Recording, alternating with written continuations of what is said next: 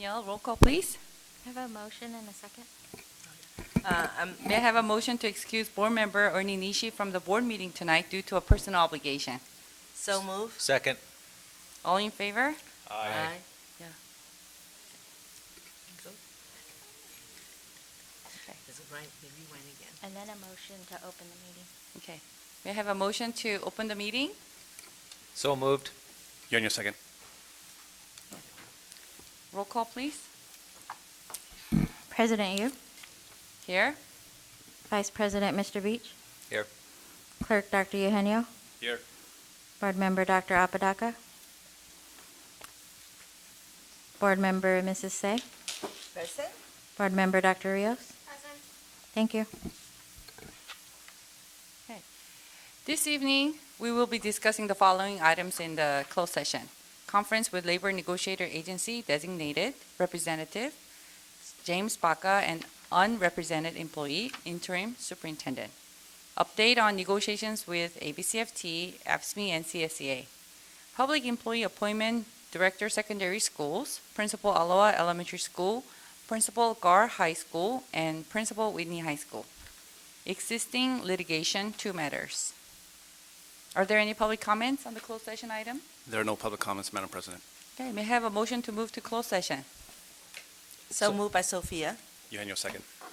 All those in favor? Aye. Okay, thank you.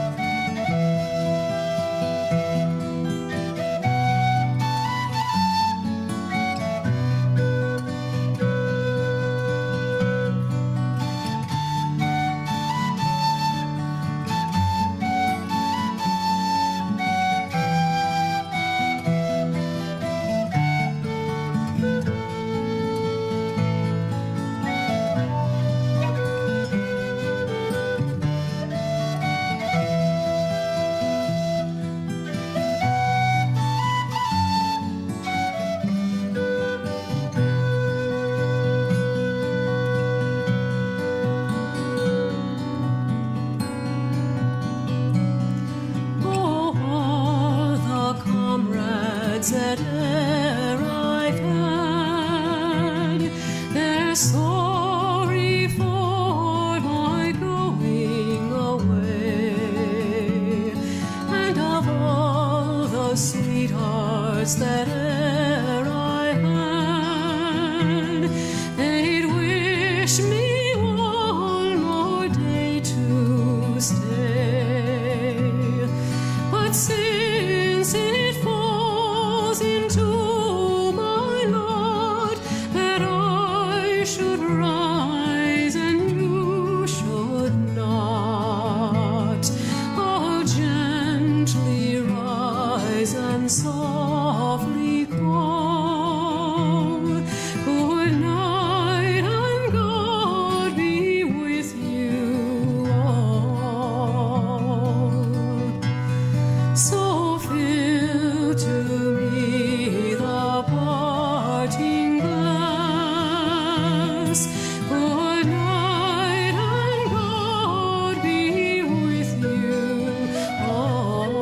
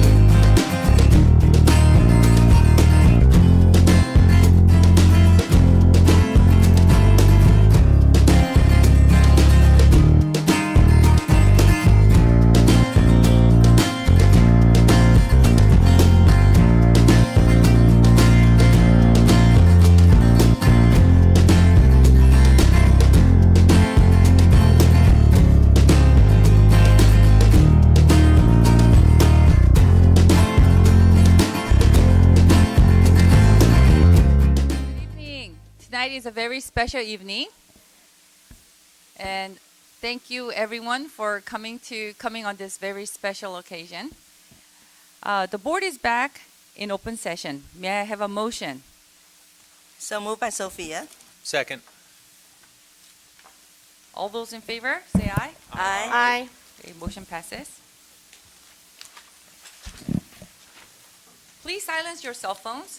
We welcome public comments, and anybody wishing to make a public comment must fill out a card on the left. All public comments are to be made during the public comment section or at the time an item is presented and must be done before the item is discussed. Each item must be no more than 5 minutes. Tonight in closed session, board discussed conference with Labor Negotiator Agency, designated representative James Baca, and unrepresented employee, interim superintendent, and approval of the employment agreement for Mr. Tuan Nguyen, interim superintendent. Also, the board discussed update on negotiations with ABCFT, AFSCME, and CSEA. Public Employee Appointment Director, Secondary Schools, Principal Aloha Elementary School, Principal Gar High School, and Principal Whitney High School. Existing litigation, 2 matters. Okay, I'm going to ask Dr. Michael Eugenio to lead us in the pledge. Please rise. Place your right hand over your heart. Repeat after me. I pledge allegiance to the flag of the United States of America and to the republic for which it stands, one nation, under God, indivisible, with liberty and justice for all.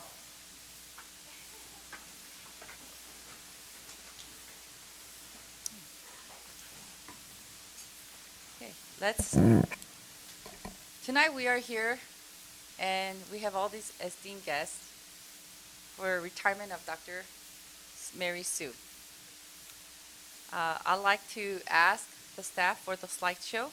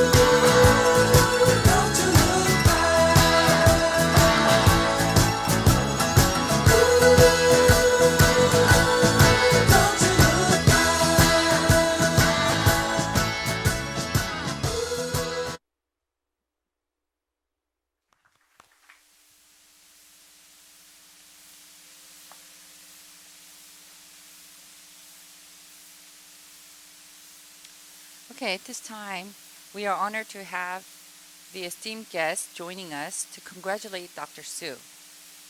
We have Congresswoman Linda Sanchez Office, California's 38th District Field Representative Jacob Wolak.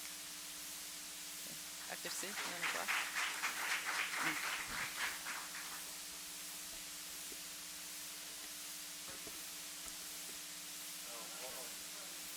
Members, I was getting like Saturday score detention, but tonight's a great occasion. We get to honor you, Dr. Su. On behalf of the Congresswoman, we'd like to thank you for your 33 years of service to ABCUSD, for your collaboration with the Congresswoman's office, whether it's ensuring, the things that have gone on throughout your career, or even, the recent things, and ensuring funding through ARP, ensuring the success of your many students in this district. You guys have high schools rated across the country and state, and that's because of hard workers like you. So on behalf of California's 38th Congressional District, congratulations on your retirement, Dr. Su.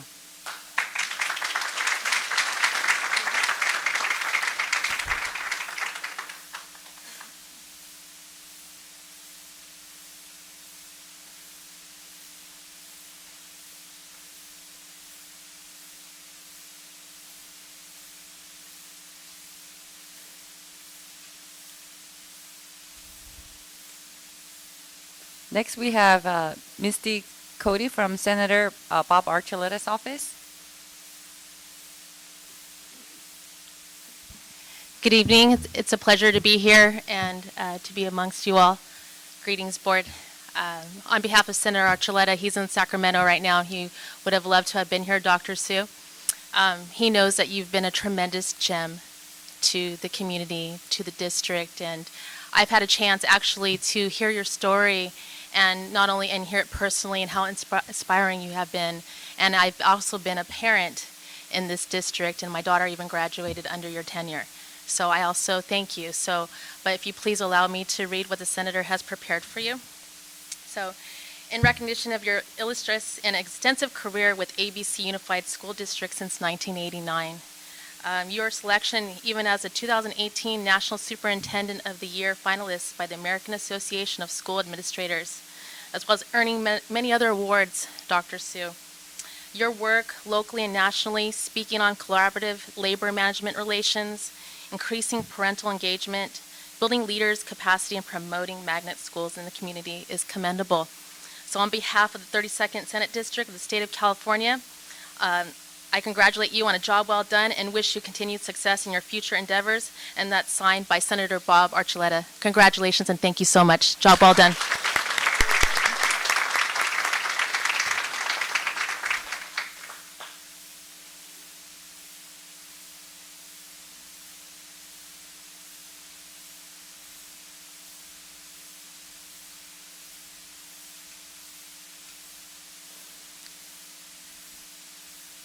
Next, we have Supervisor Janice Han's Field Representative Phoebe Liu.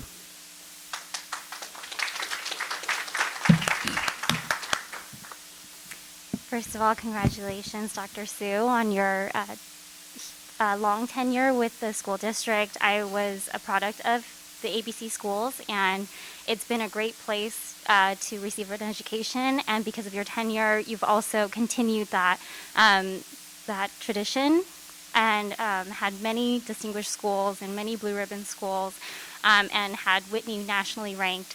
So congratulations, and on behalf of Supervisor Janice Han, in recognition of dedicated service to the affairs of the community and for the civic pride demonstrated by numerous contributions for the benefit of all the residents of Los Angeles County, present you with this scroll.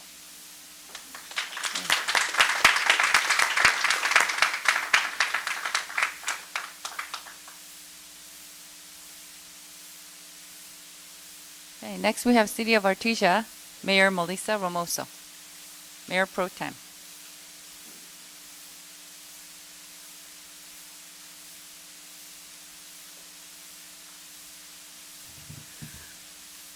Good evening, everyone. I'm Melissa Ramoso, Mayor for the great city of Artesia. Today, this evening, I have Mayor Pro Tem Monica Manalo, Councilmember Renee Trevino, and Councilmember Lima.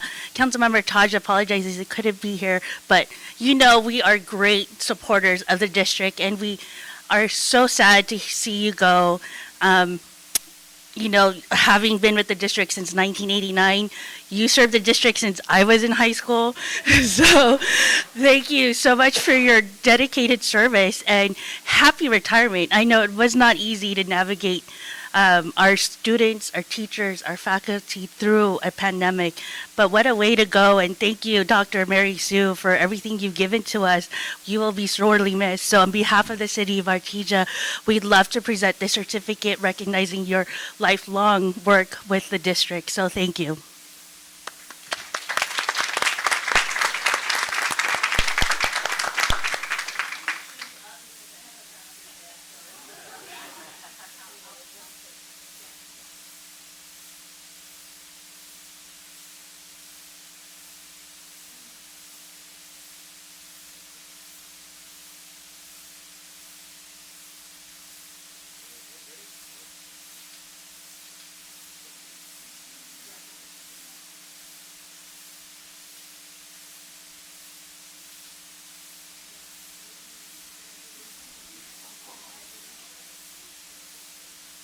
Next up, we have City of Cerritos. Mayor Chung Vo, council members Linda Johnson and Frank Yokoyama.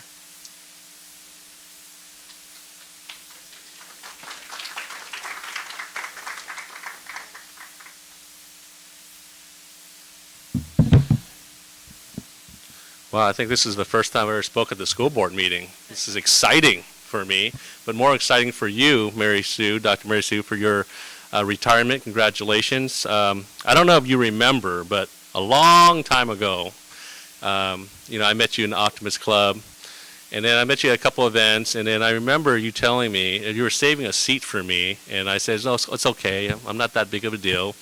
And then you said, you're going to be a big deal one day. And so you saw something that I didn't know at the time, and you're right, I'm the mayor now. So thank you for your service to the school district. Congratulations. Are you going to go to Disney World or no? It's just my kids are one is a product of this district and one's still in the school district. And I just remember, and I try not to bug you. And the few times that I did, you've always been very helpful, even before I was mayor. So I just want to make that clear. It's not because I was mayor, but thank you for your service to the school district, but also on an individual level to all the parents that reached out to you and you were there for them. And I'm here with my council colleague, Linda Johnson. Would you like to say a few words? Congratulations, Dr. Sue, on your retirement, and it was such a pleasure to have worked with you while I served on the school board as well. Thank you for all that you've done for our students, our teachers, and our staff. You've always made education a priority, not just for our students, but also for our lifelong learners, as you would say, over at the adult school. So thank you very much. All right, thank you. I'd like to present you with this plaque.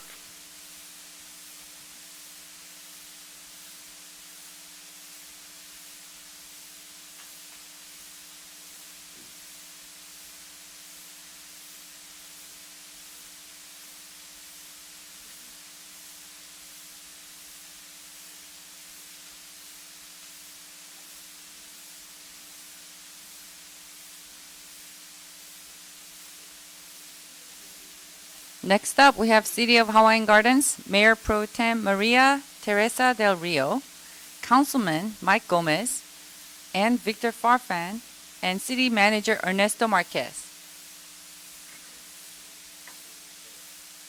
And Mayor is here, Ruiz Roja. Mayor Luis Roa from the fine city of Hawaiian Gardens. Thank you. Thank you, Dr. Apodaca. Dr. Sue, congratulations. First off, I want to introduce the rest of my team, all products of ABC Unified School District, Councilmember Alvarado, Councilwoman Maria Del Rio, Councilmember Mr. Mike Gomez, and Councilmember Victor Farfan. Dr. Sue, in appreciation for your 33 years of hard work and dedication to the ABC Unified School District community, we present you this plaque. We are especially grateful for the support you have provided the residents and families of Hawaiian Gardens over the years. We'd like to wish you the very best in your future endeavors. Congratulations on your retirement. On behalf of the City of Hawaiian Gardens, thank you very much for your 33 years of service.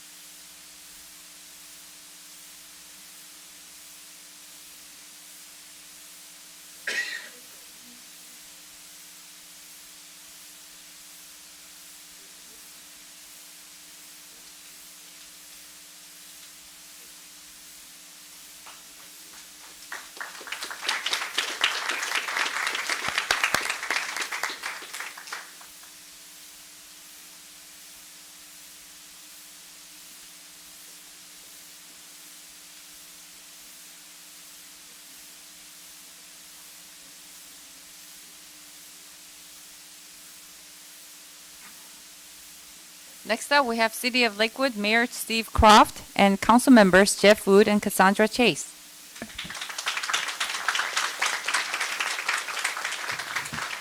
Good evening, and we're here to congratulate you on much-deserved retirement. I want to thank you for all your years of service to all of our communities, but especially to Lakewood. I'm a product of ABC, and I know Cassandra is. I was a few years before you, but I think she was during your tenure. But we do appreciate everything that you've done over the years, and you've always been available and present to our community and worked with us. I want you to know you'll always have a seat at our Lakewood Celebrates anytime you'd like to stop by. But we do wish you well in your retirement, and to end it with, the outstanding service that you did our communities during COVID, and also all the modernization of the facilities during that same time. So you're leaving the district, I think, in great shape. The facilities are looking beautiful, and we really appreciate all your service and work through these years, so congratulations. And I have a proclamation from our city.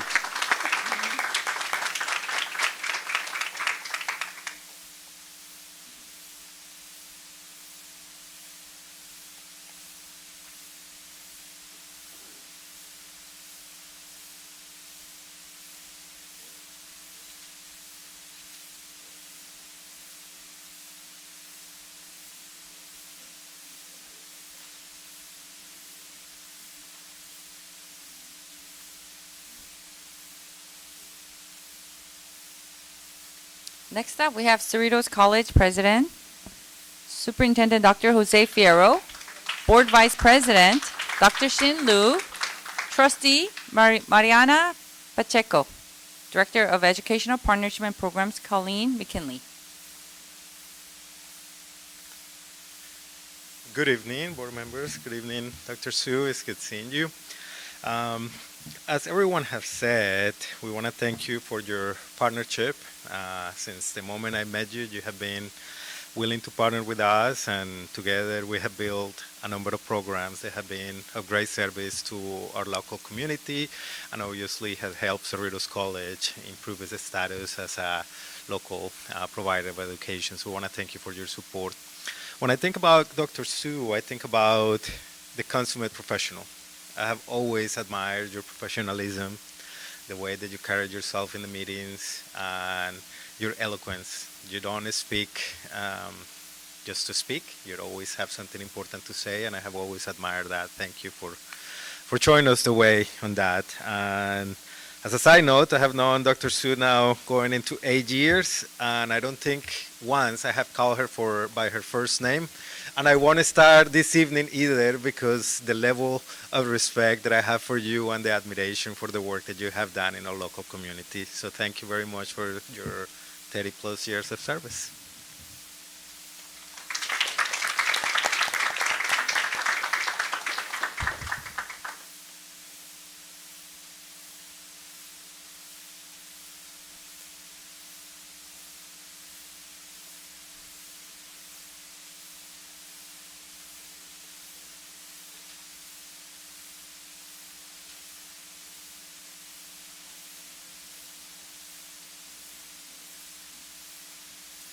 Okay, next we have So Optimist International of Artesia Cerritos representative, Betty Hyatt.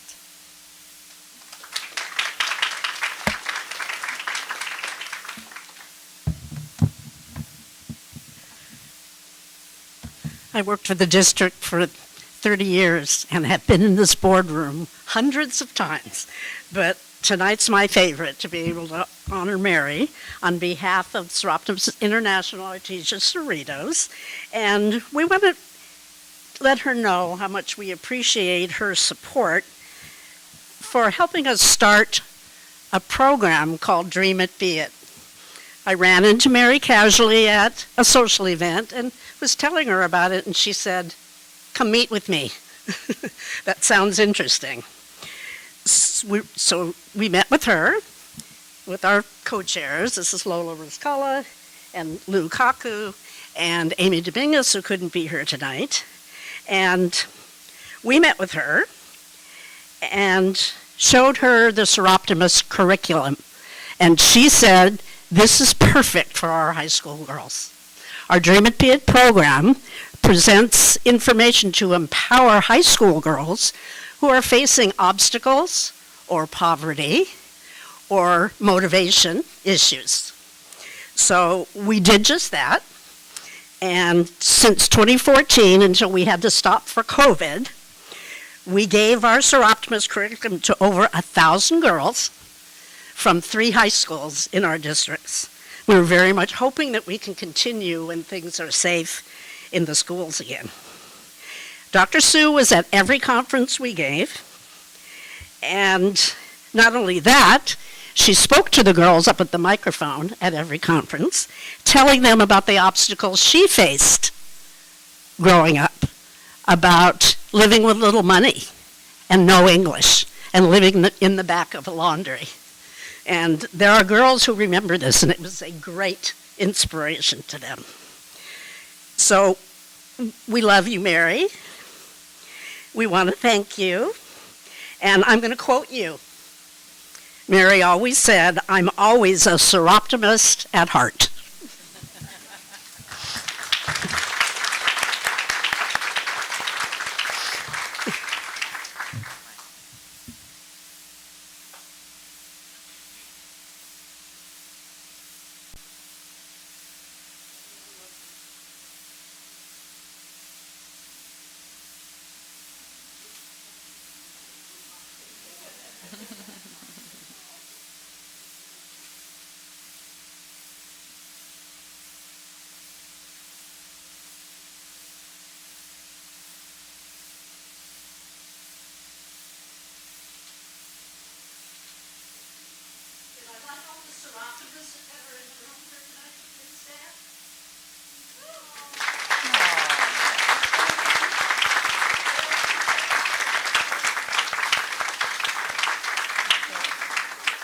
Thank you. That was lovely. Next up, we have Executive Director of Community Family Guidance Center, Bill Cinco.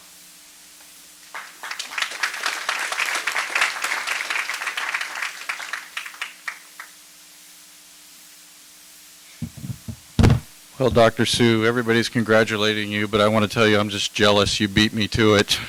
So I have a certificate of appreciation for Dr. Mary Sue, and it says, "Thank you, Dr. Mary Sue, for supporting our local children's mental health programs and the families of ABC Unified School District. You are a hero in our community, helping our children have better lives." And there's a picture of someone with a suit ripping it open with the hero logo on it. So, and on a personal note, just your wisdom has been awesome to get that from you from time to time, and you're very approachable, and you just are very welcoming when you're talking to people. It's a gift, and I want to introduce Victor Sanchez. He's my community relations director. So you want to say anything? No? Oh, there's a now that's a first, everybody. That's a first. Anyway.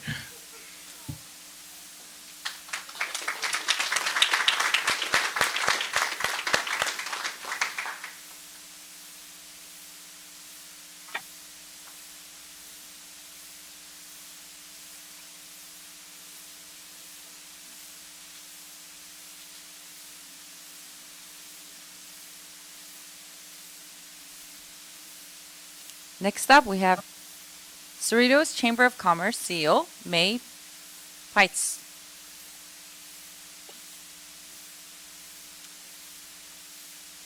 CSA Vice President, Paulette Zepeda.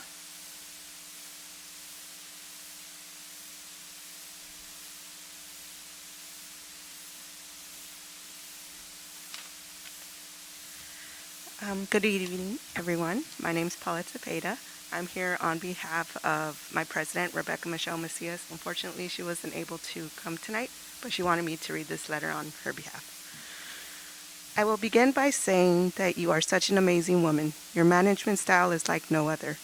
You are wise and compassionate, just two traits that are so very crucial to being a superintendent.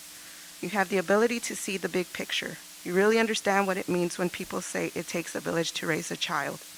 You are everywhere at the same time, and you bring your warm smile and respect for our people and our students. Nothing stops you.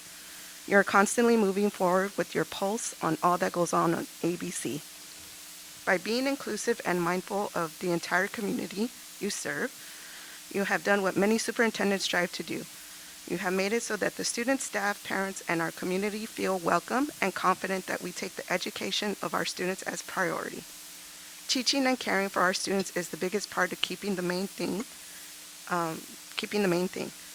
We are a district that truly takes the time to invest in our most precious resources, our students. Because of your leadership, we have established a tradition of doing what is right for our parents, students, and community. This is a goal which requires courage and conviction. Putting your heart into your career that spans over 3 decades is the reason why we are the school district we are, because you definitely lead with your heart. Watching you present and speak at various events is extremely impressive because you always make everyone in the room feel like you're speaking to each person individually. You help us to want to be better and to do better and to feel better about what it is that we do here in ABC. Your philosophy being, whether we are a paraeducator, a custodian, a teacher, or an administrator, we all help make the students in our community successful. Lastly, on a personal note, I thank you for always lifting me up when I was down, for giving me the boost of encouragement when I really didn't think I was capable, and for always treating me with respect and dignity. I will forever be grateful to you, Dr. Sue. Most sincerely, Rebecca Michelle Macias.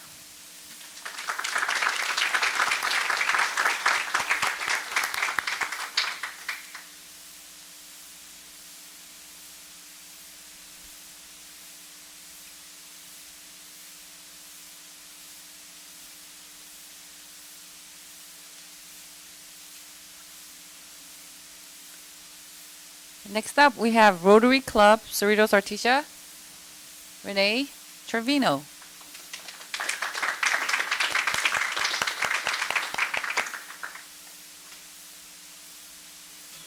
If I can ask the Rotarians that are here tonight to join me at the podium, please.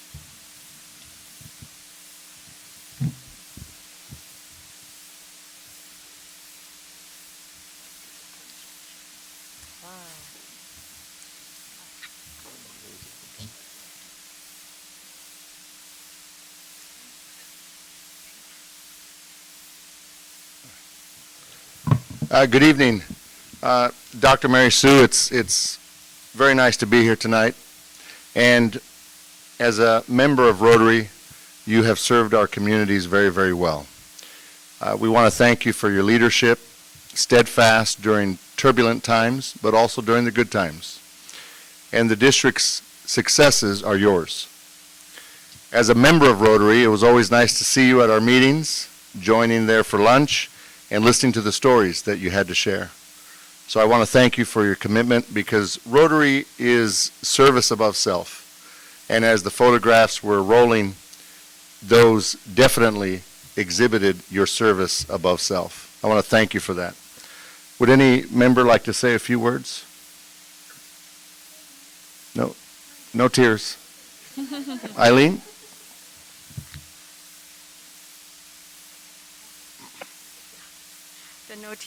The no tears part's going to be a little bit hard, but I was a teacher for the school district for 26 years.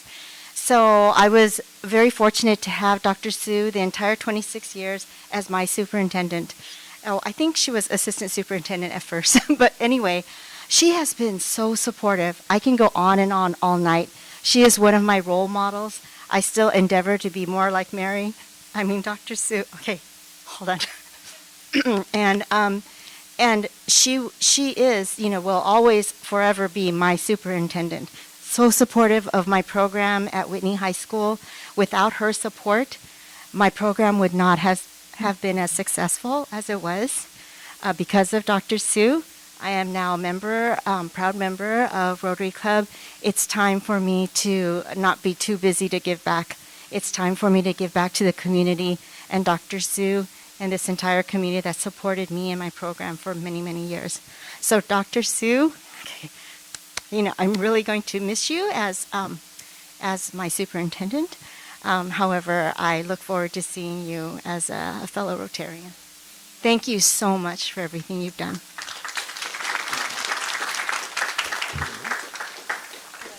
Sure. I'd like to mention the Rotary Club have several projects with the school district, and Dr. Sue has always been there. One of them is a teen program.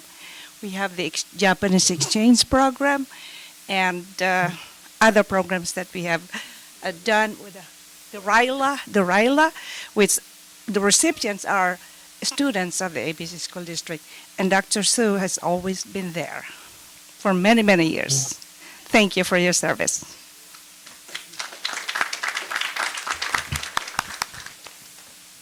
All right, with that being said, we want to congratulate you from the Artesia Cerritos Rotary Club, recognizes and appreciates Dr. Mary Sue for 32 years of service to the ABC Unified School District, for your leadership, and you have left very big shoes to fill.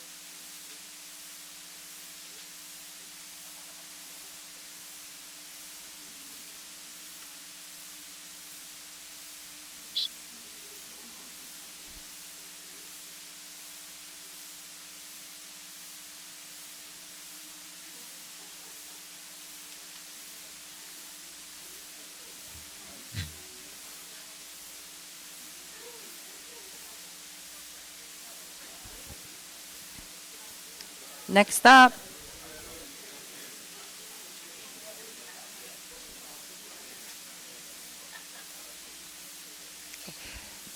we have ABCMA President Tom Woodward.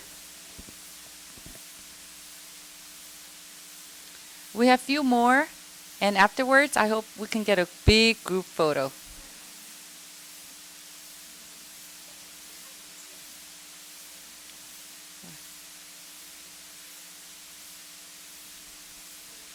Next up is Whitney High School PTSA President Hilda Palacios. Please be ready.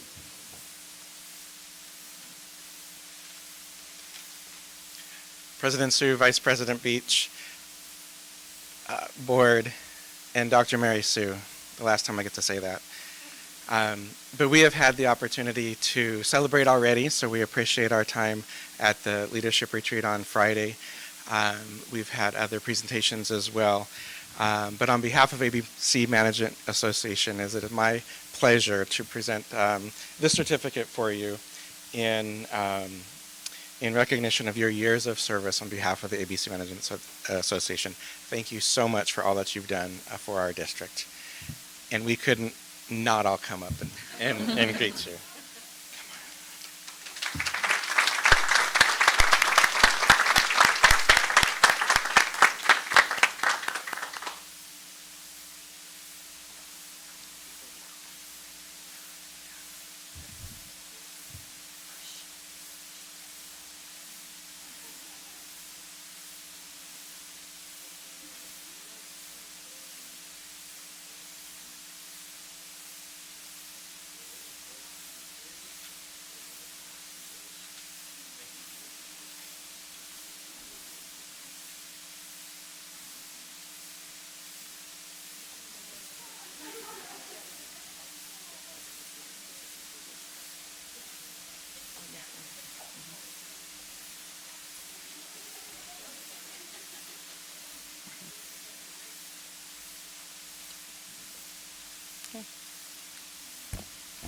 Whitney High School PTSA President Hilda Palacios.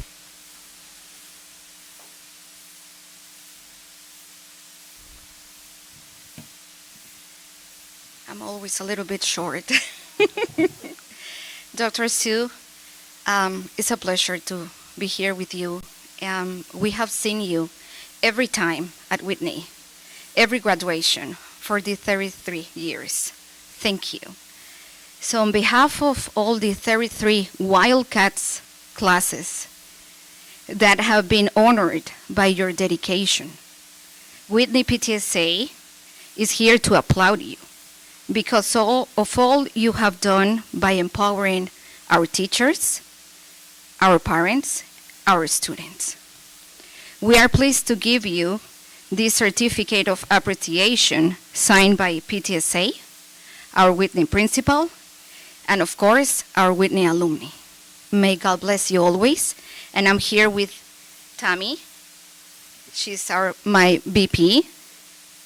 We have Zoe representing the students, and Frank, that he's representing our Alumni Association. May God bless you.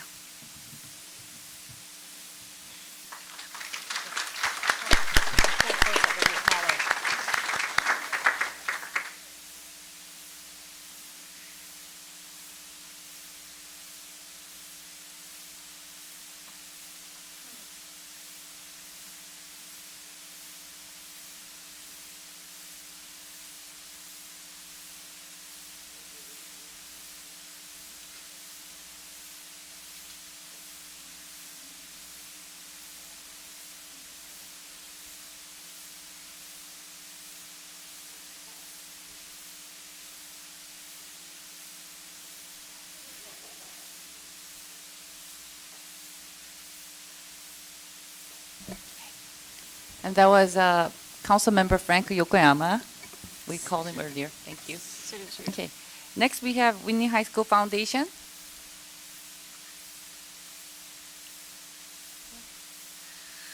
Good evening, Dr. Sue, the ABC School Board members. My name is Emily Chan Darnell. I am representing the Whitney High School Foundation as the Vice President.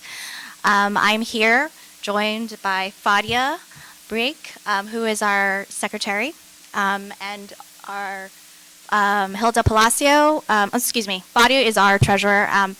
Hilda Palacio is our Treasurer, and Frank Yokoyama is here representing the Whitney High School Alumni Association. Thank you, Dr. Sue, for the time that I've known you. I've always admired your resolve, your determination, your intelligence, of course, and also your wisdom in guiding, our school district through some of the very toughest times during COVID, during the school bond, passing the school bond, and then during teachers' negotiations as well, labor negotiations. And we do want to thank you so much for always supporting the teachers, and also really promoting parent engagement in our community. I think that's what makes our district so unique, and you as well, so unique as a superintendent. So thank you so much. So on behalf of the Whitney High School Foundation, I am honored to present to you the Certificate of Appreciation to Dr. Sue, ABC Superintendent, for serving our Whitney High School community with compromise and diligence. Thank you.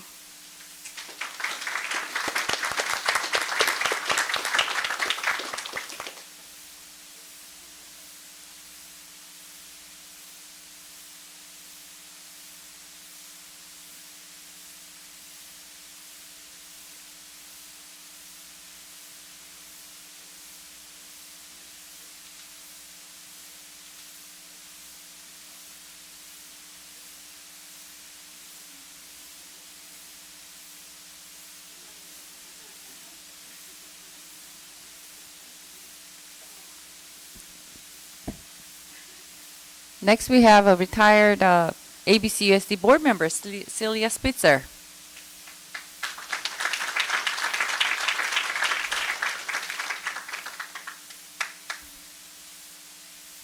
It's almost always Mary, rarely Dr. Sue for me.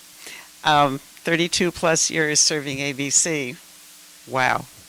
10 years as its superintendent, also wow. And significantly beyond, I believe it is still a 6-year national average for people serving as superintendents throughout the country.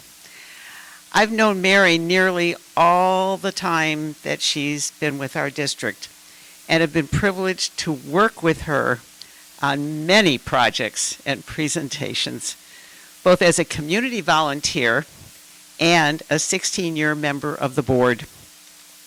ABC has been greatly, I wrote this because I knew if I just tried to say it, this wasn't going to work. ABC has been greatly enriched by Mary's dedication and leadership. One of her many shining stars is our nationally recognized labor management partnership, to which Mary, ABCFT President Ray Geer, and board leaders have been invited to state and national education events to share that success story. Mary, from one Chicago girl to another, and I will add, which Mary and I discovered quite a number of years ago, Mary and my mother went to the same high school, Sen High in Chicago, clearly at very different times.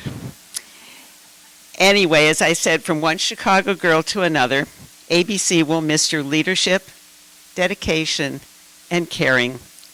As you probably know, many former board members often referred to you as the Energizer Bunny. Now you can slow down a little so that those batteries can have longer lives. Focus on non-ABC stuff, perhaps traveling to places for which you never had enough time to go. Howard and I wish you the very best for a fun and peaceful retirement, and our love.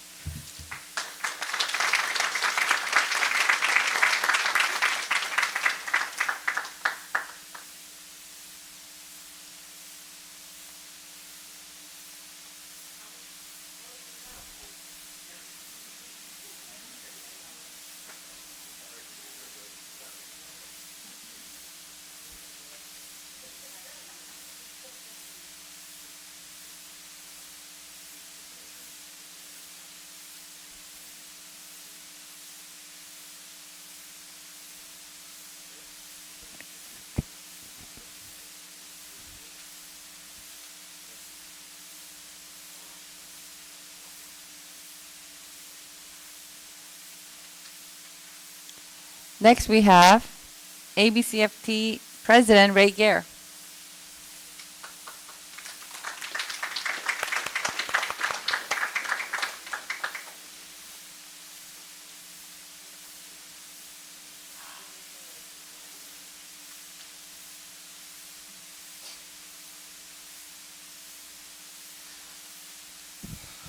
Good evening, Board Trustees, Dr. Mary Sue. Education is about relationships. We gave you orange because orange flowers represent the joy that you get from a relationship. And on behalf of all the teachers for decades and nurses, you've always fostered a relationship. You made always, as a superintendent and even academic services, you were constantly in the classroom, visiting, finding out what was going on in the classrooms, seeing what teachers needed to do the very best work. And, that's the cornerstone of, why ABC has really made a dramatic and nationally known rise to fame over the last 25 years. On a personal note, so maybe you know this about Mary, but we started presenting together about 15 years ago. And the first time that we presented together, she gave me a script. And I'm like a wild animal. I can't follow a script. And so it was very interesting for us to present about this labor management partnership. And after 15 years of doing presentations, she's the one that would say, let's go back a few slides. We learned from each other. I had the pleasure of knowing her before she was superintendent and before I was president. And we've spent the last for the last 10 years, almost every Wednesday during school, we would meet and talk for an hour, 2 hours, and talk about just how to help both organizations work together to make sure that we did the very best for the community, for the students, and for the employees of ABC. If there was a Mount Rushmore for ABC over the last 25 years, there's a handful of people I'd put on there because they were here to make the partnership happen. One of them is Ton Nguyen. Dr. Barnes, who was the first superintendent. I'm going to say Gary Smuts, Dr. Gary Smuts. Valencia Mayfield, Dr. Mayfield. And then Dr. Sue.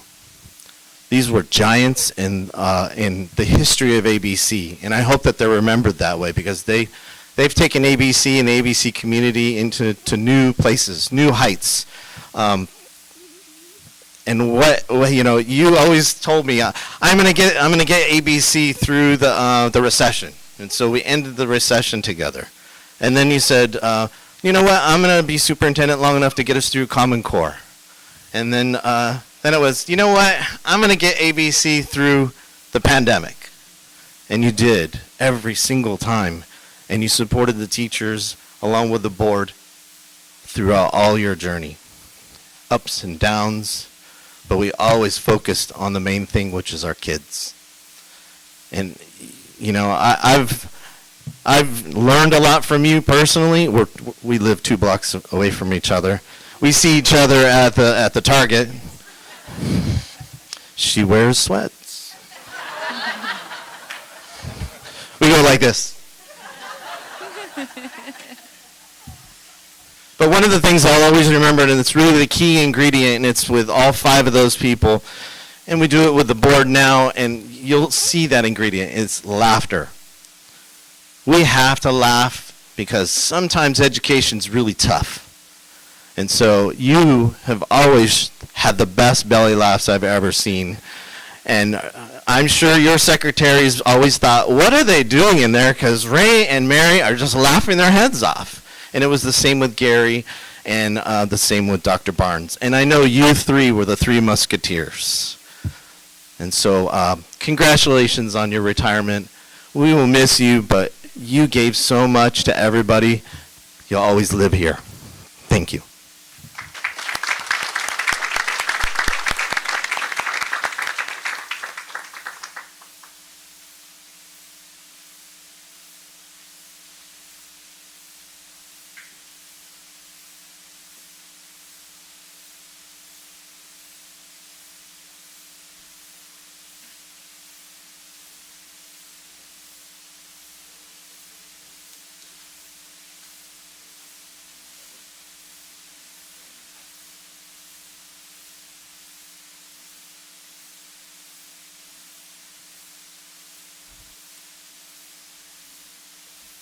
Next up, we have community member Larry Caballero.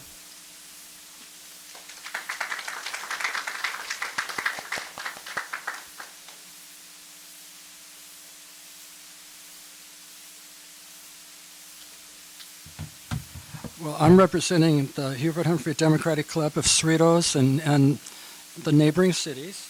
And with me are some of my officers, co-president Elaine Diwali, and Vice President, what's your name? Oh my God! Paula Mejia. Larry, Paula Mejia. Paula Mejia. And Treasurer Chris Diwali. And Mary Sue, on behalf of the Hubert Humphrey Democratic Club, I'd like to present you with a certificate of appreciation for dedicating your professional life in supporting students, families, and staff of ABCUSD, which contributes to a more vibrant and democratic community. And on a side note, I know you've been an administrator for a very long time, but this is my 52nd year teaching.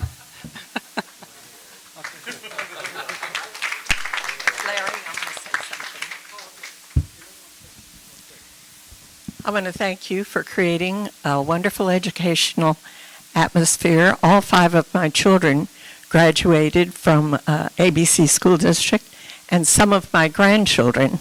So I thank you for their educational success.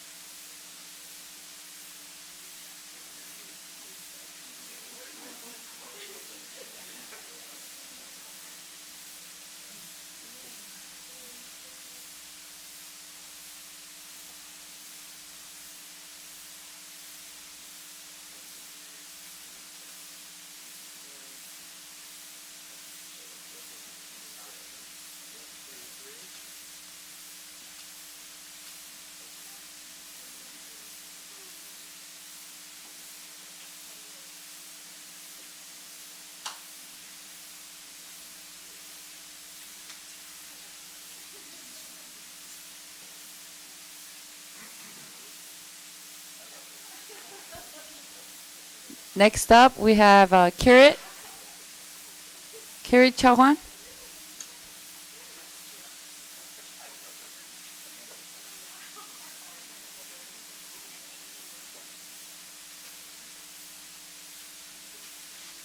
Dr. Sue, it wouldn't be appropriate unless I came here to complain.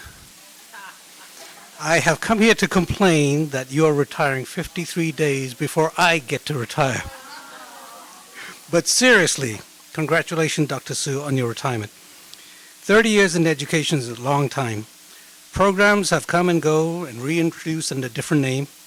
Era of no standards, power standard, STAR test, SBAC.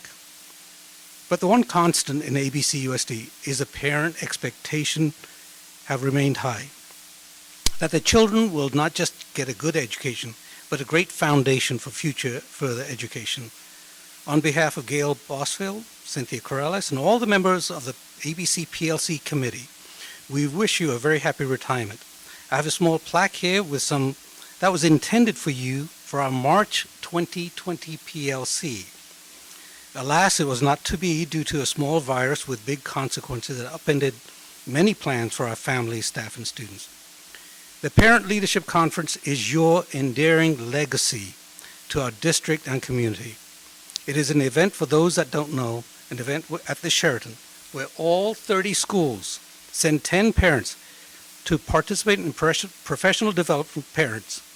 There is a keynote speaker, student performances, workshops, and the fantastic breakfast, and we couldn't have done it without you. And then, Serena?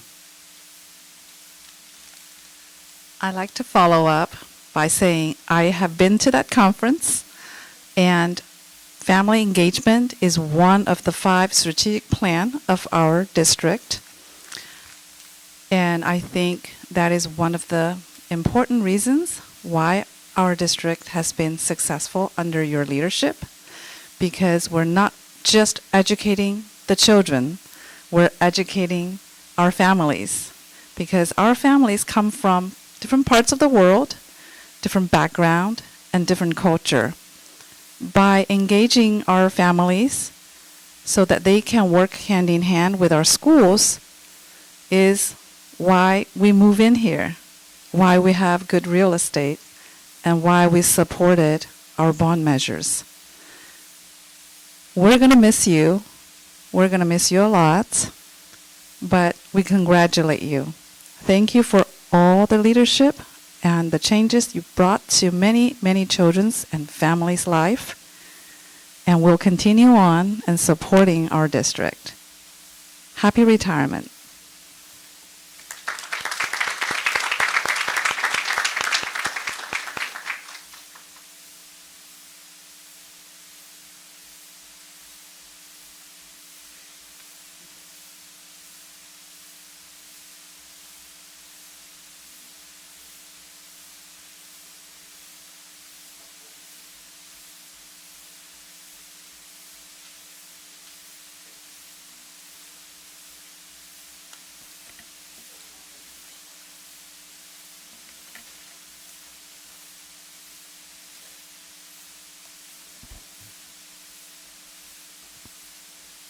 Thank you.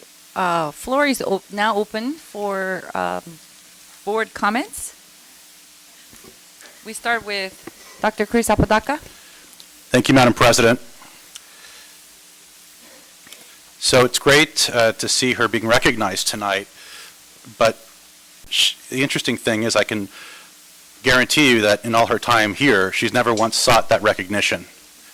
And I think that really does speak to her character and caliber as a person, administrator, and leader, because her work speaks for itself. Not so much in whether or not she's in a pantsuit or sweats, but in our communities.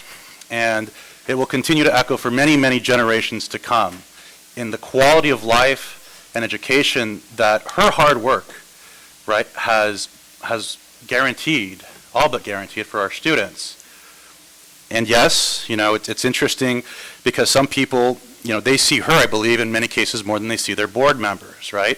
They know her as if she's the only person you need to know at the school district.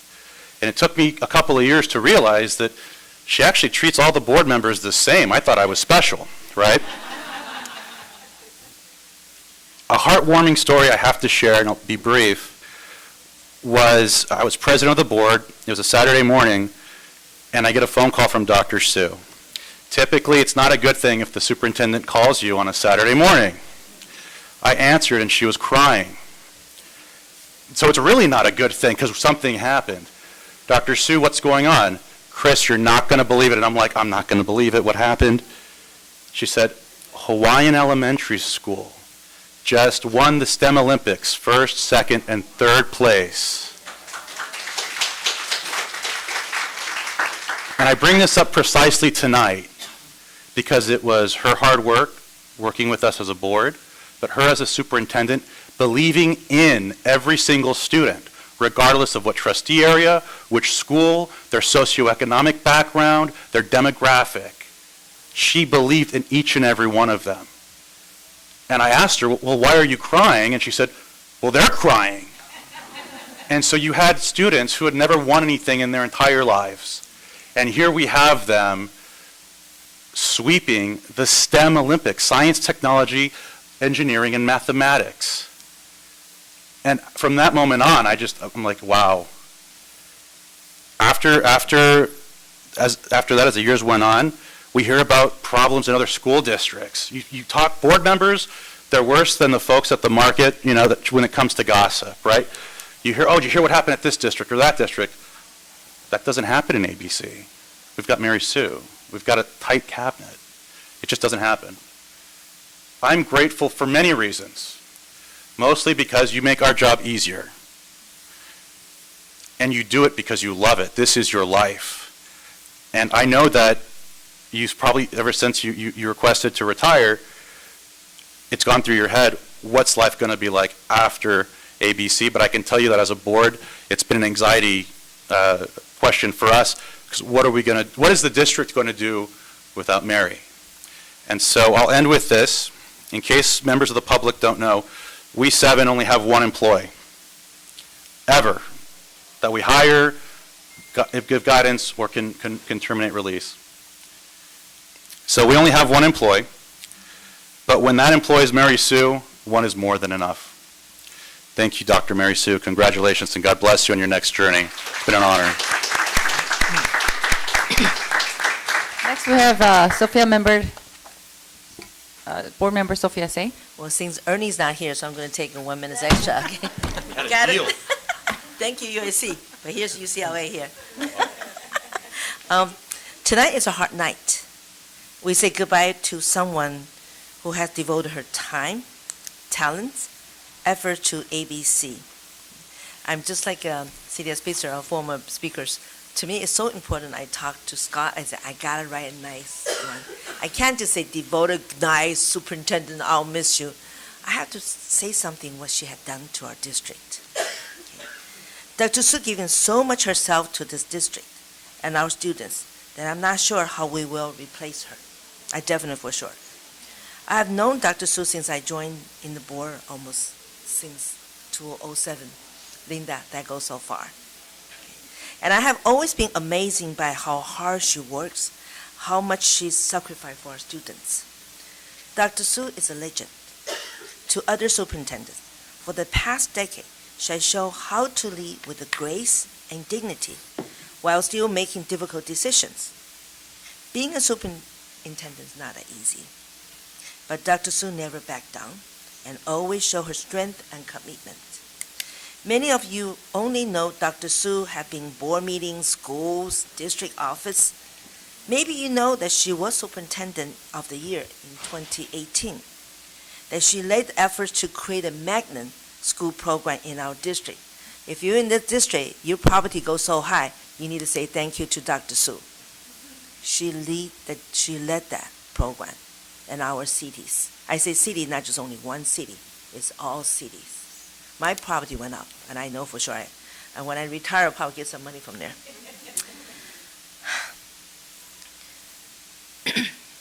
Maybe you know the Association of California School Administration asked her to teach future superintendent. They were inviting her. She was everywhere. She's well known because everywhere we go, they say, you ABC, really, there's a school? But we heard good thing about that. I think Celia knows about that very well. We go with our heads up all the time. We're #1 school in the California area. What you may not know is how much she cared for every student, not just one student, all students, parent, and staff member. I was always amazed to see her interact with others when at school. She knew the students and their family, often by name and almost every staff member. I sometimes thought there was more than one Dr. Su, as she seemed to be everywhere at the same time. I have testimony for that because I was president 2 times, and we go school to school. I mean, almost like 5 schools one day. We visit them and we talk to them, and Mary will stay there and talk to the teacher and the student, even kindergarten and preschool area. I sometimes thought she would be here early in the morning meeting, and that at school for performance the evening. She will be there morning and the evening. And she also on the weekend. Rotary Club, last time the blind, the Rotary had performed. Everywhere, so optimist, she will be there. I don't know, that's what I say, must be more than Chrome, Dr. Su out there. Her days were long, but she always smiled. If she was tired, she didn't show up. I'm not sure how you did it, Dr. Su, but you made it. Besides our ABC locally, I also want to let the public know, as Asian, I am so much appreciate your dedication. You are my role model. From community member, you say, you are my hero, and I say, you are my hero. You made me so proud as an Asian and especially Chinese. You leading our district to be the top one. You made the changes, not just only student, the teacher, but also include our poverty in our area. As the National School Board Association and California School Board Association, we ABCD, like I mentioned, is well known by lost district. And Dr. Su was wanted.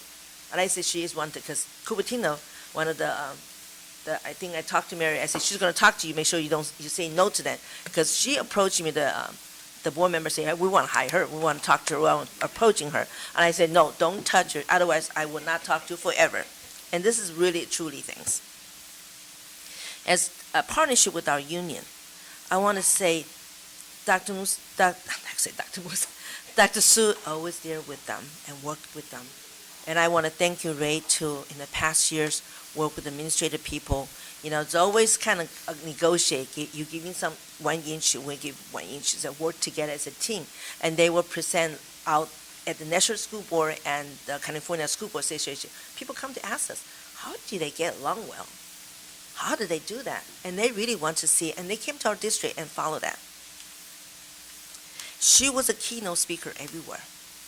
And I remember last one was in December at the National California School Board Association.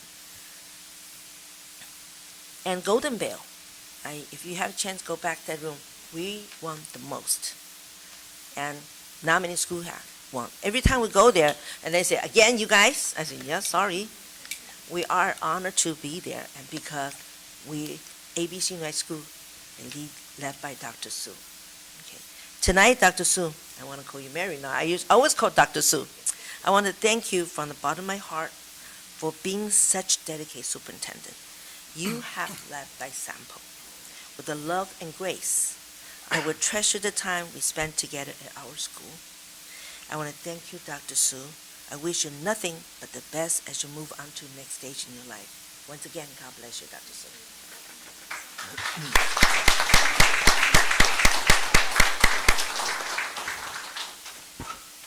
Next, we have board member, board clerk, Dr. Michael Eugenio. Thank you, Madam President. Dr. Mary Sue, I'd like to congratulate you on your retirement and thank you for your service. You've literally been in the field of education as long as I've been alive. In the martial arts world, you would be considered a grandmaster. Thank you for your dedication to the school district that my wife, my children, and I were brought up in. The school district that I love dearly and had some of the best memories of my life. I'd like to wish you well on a new chapter of your life and the best of luck on future endeavors. May God bless you in everything you do.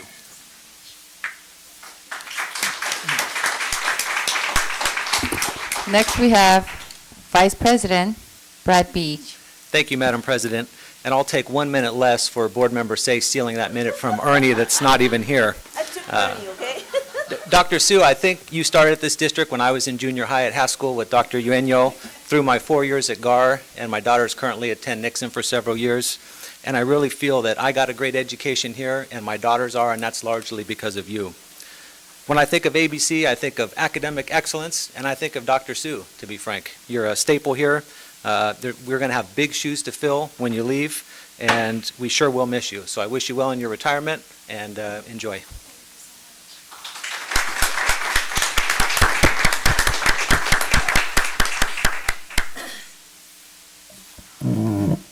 Okay, next, we have board member Dr. Olga Rios.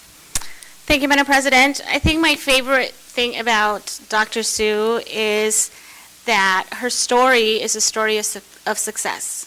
It's the story of why we do what we do. It's the story of her using education as a trajectory that led her to a distinguished career. So I want to thank you. I want to thank you on behalf of our families, on behalf of our staff, students, of our board. We've all, I don't want to say what's been said already, but I think just thank you. And we wish you much, much, much joy, happiness, and all that is good about retirement life. Thank you.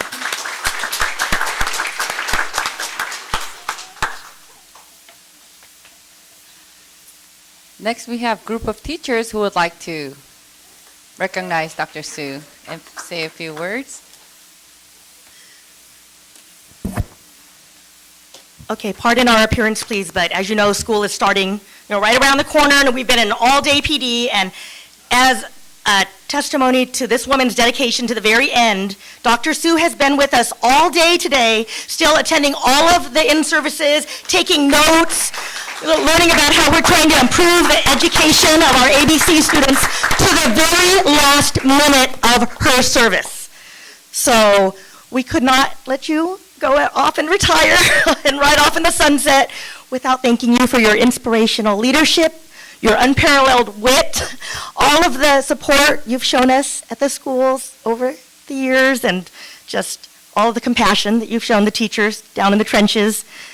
And we're going to miss you very, very much. This is my 28th year of teaching, and I don't even know an ABC Unified without Dr. Sue. So, we wish you all the best in your retirement. Please keep in touch. You are always welcome on our campuses and in our classrooms. We love you, Dr. Sue.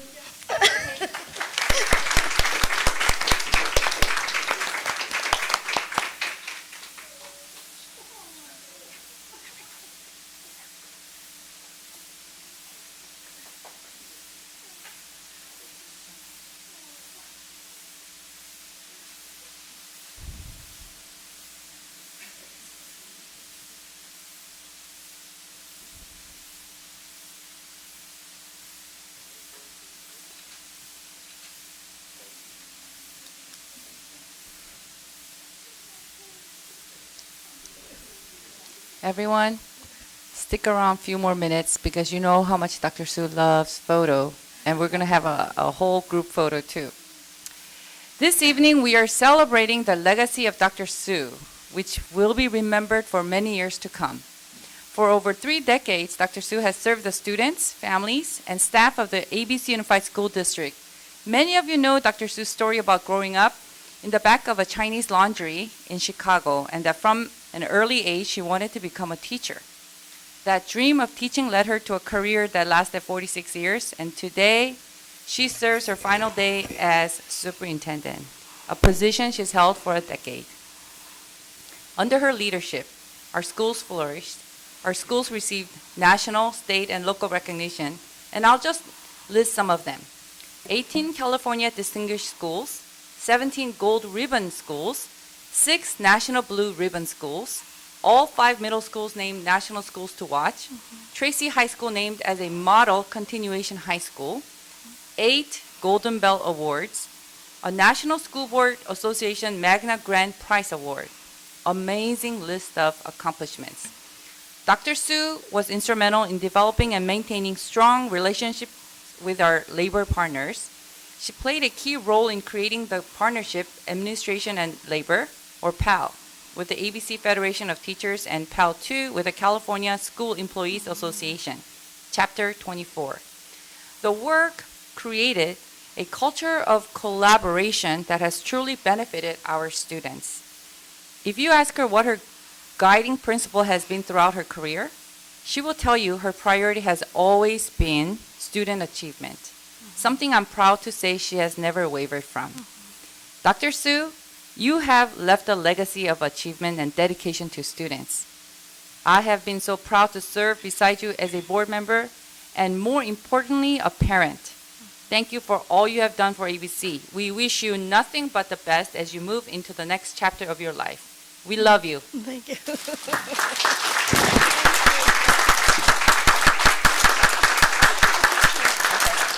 We're going to have a picture with the board members first, and then we're going to invite everyone up for a group photo.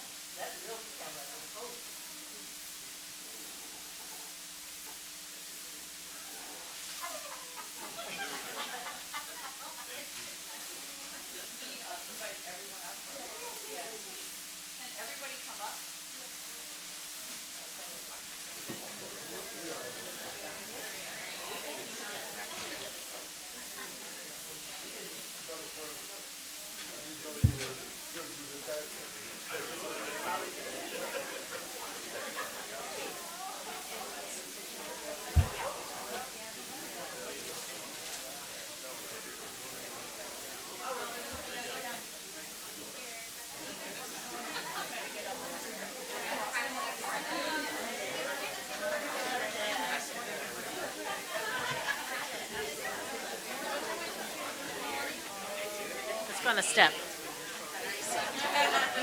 I'm totally kidding. I'll kill you if you do. We'll get you a bulldog shirt. Past my bedtime. It makes 2 of us. Here, let me just stand behind you.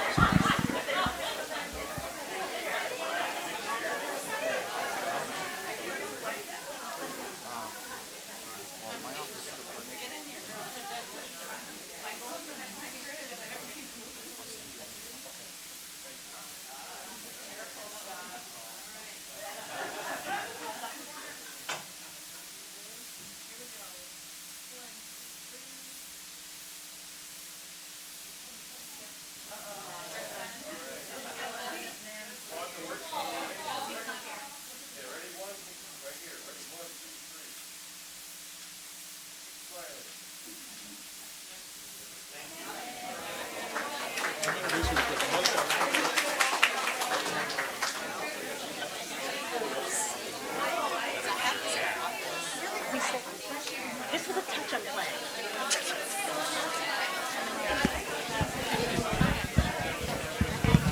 What's that going to be? Go back to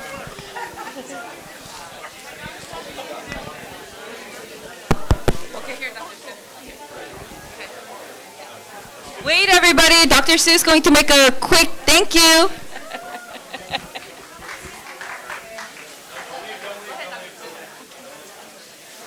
Let's wait till you sit down.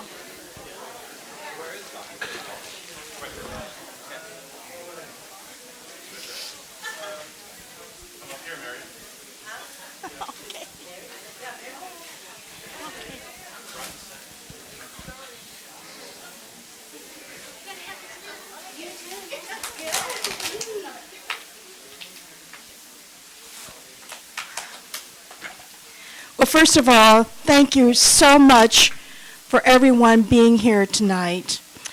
It's an honor to have been a superintendent for 10 years now. And I believe that student achievement will always be my specialty, no matter where it comes from, no matter where it goes to. So for me, student achievement will always be the rising value that we will have accomplished. Thank you so much, everybody. Take care, everybody. Take care. Thank you. Thank you.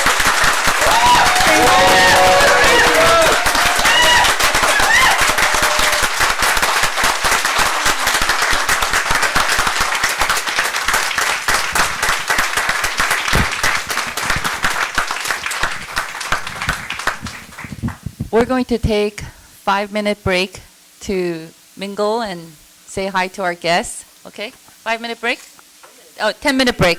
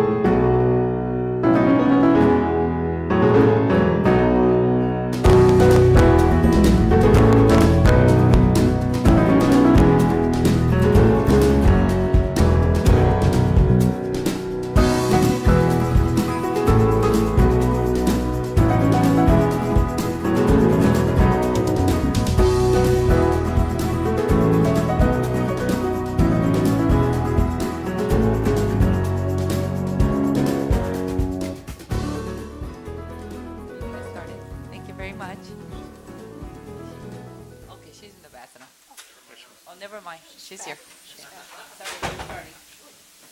Okay. May I have a motion to approve the agenda for the regular meeting of August 16, 2022? Motion to approve, Eugenio. Second by Sophia. Okay. All those in favor? Aye. Okay. May I have a motion to approve the minutes of the regular meeting of June 21st, 2022? So moved by Sophia. Eugenio, second. All those in favor? Aye. May I have a motion to approve the minutes of the special board meeting of July 18, 2022? So moved. Eugenio, second. All those in favor? Aye. Okay, we already did the report, President's report. The next, we have any employee report? Okay.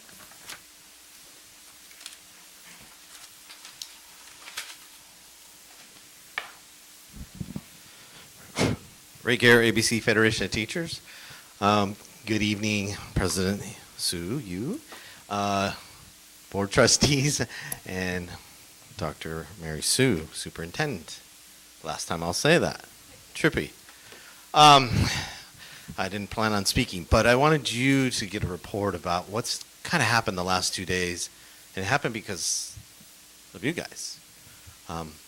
Yesterday, we had, for about the fifth time, it's been on hold the last couple of years, we had what we call the PAL Advance. We started 5 years ago because of Common Core. There were so many changes, and we knew that, and a lot of stuff happened during the summer. And we thought it was going to be most effective, this is the PALs talking, most effective if the site reps and the principals were allied and knew all the same information so that they could help schools make decisions about, rolling out the curriculum that was coming out and what tests were going to happen and all that. It was such it's like we hit Eureka, a diamond, right? Oh my gosh, this is really important. If we get together before school starts, we actually hit the ground running, and we found that there are far fewer issues, questions. People knew the direction of the school and the district before we even started, which is something that never happened all those years. You went your first day of school, your principal would roll out the presentation that they got at the district office, and the site reps and the teachers would look around and go, oh, okay. And then teachers would text each other, and it would be different messages. Let's put everybody on the same page. Super powerful. Yesterday, we had our PAL Advance. We have probably, over the last 2 years, we have half of our reps are brand new, right? Or, most of them are brand new, and they're a different generation than myself, which is fantastic. New blood.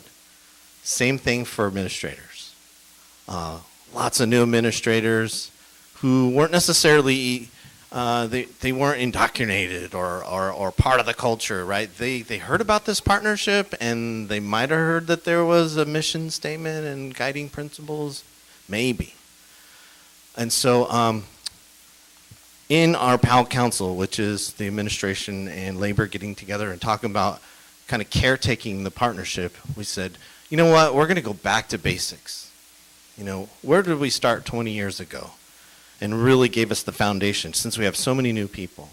And so we started with the mission statement, and we started with guiding principles and behaviors. How are we going to engage each other? What are the ground rules for that? And what are our goals, our collective goals together? I'd have to say yesterday was magical. There was so much hope in that room, excitement. I've had classrooms where kids have known each other, and so sometimes it's hard to get them focused back on the curriculum because they're so happy to just see each other. They didn't see each other all summer, right? There was that kind of energy in the room between principals and site reps, and principals with principals and site reps with site reps. It was great. We haven't had that magic years, right? Today, thanks to you and thanks to the MOU that the agreement that we signed in the spring, there were 2 professional development days. I hope that you get the chance. Thank you, Sue Yu. I saw you and Sophia say you guys were at Whitney, and I hope that if you have a chance, you get to visit or hear about what happened at the training today. I was at the elementary. Tomorrow I'm going to go to the secondary. The same kind of magic that I just talked about yesterday, it's there today. People are happy to be together.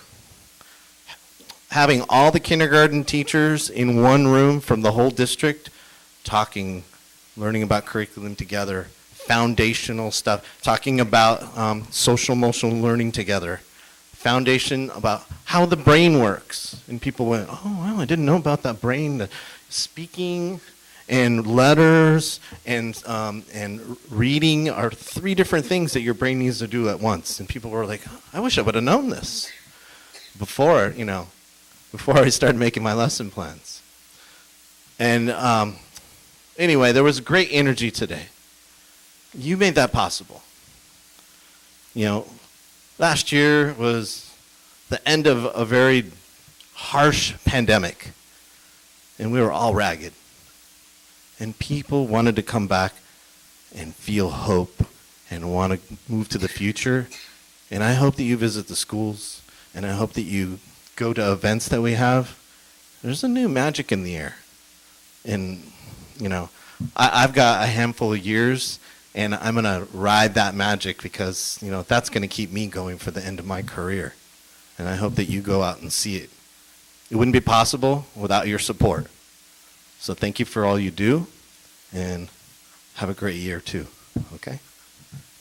Have a great year, teachers, nurses. All right. Thank you, Ray. Okay, next we have Dr. Eugenio, public comments. Thank you, Madam President. Persons wishing to address the board should fill out a card located on a table by the door and place it in the silver tin. Speakers will be called in sequence during public comment section, which is limited to 1 hour, and each speaker to one presentation of 5 minutes, unless the board wishes to waive the time limit.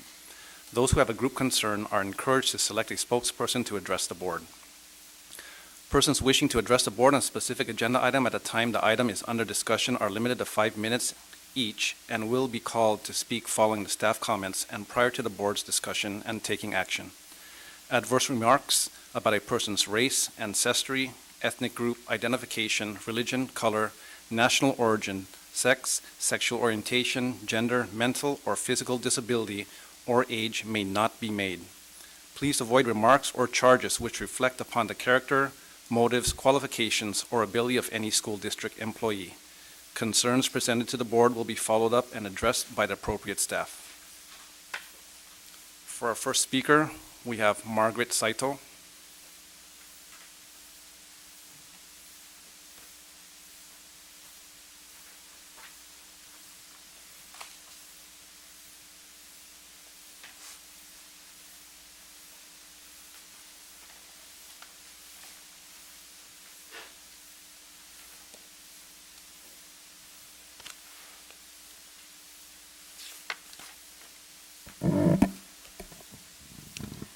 My name is Margaret Saito, and I'm a resident in the city of Artesia, and I am a product of the schools here.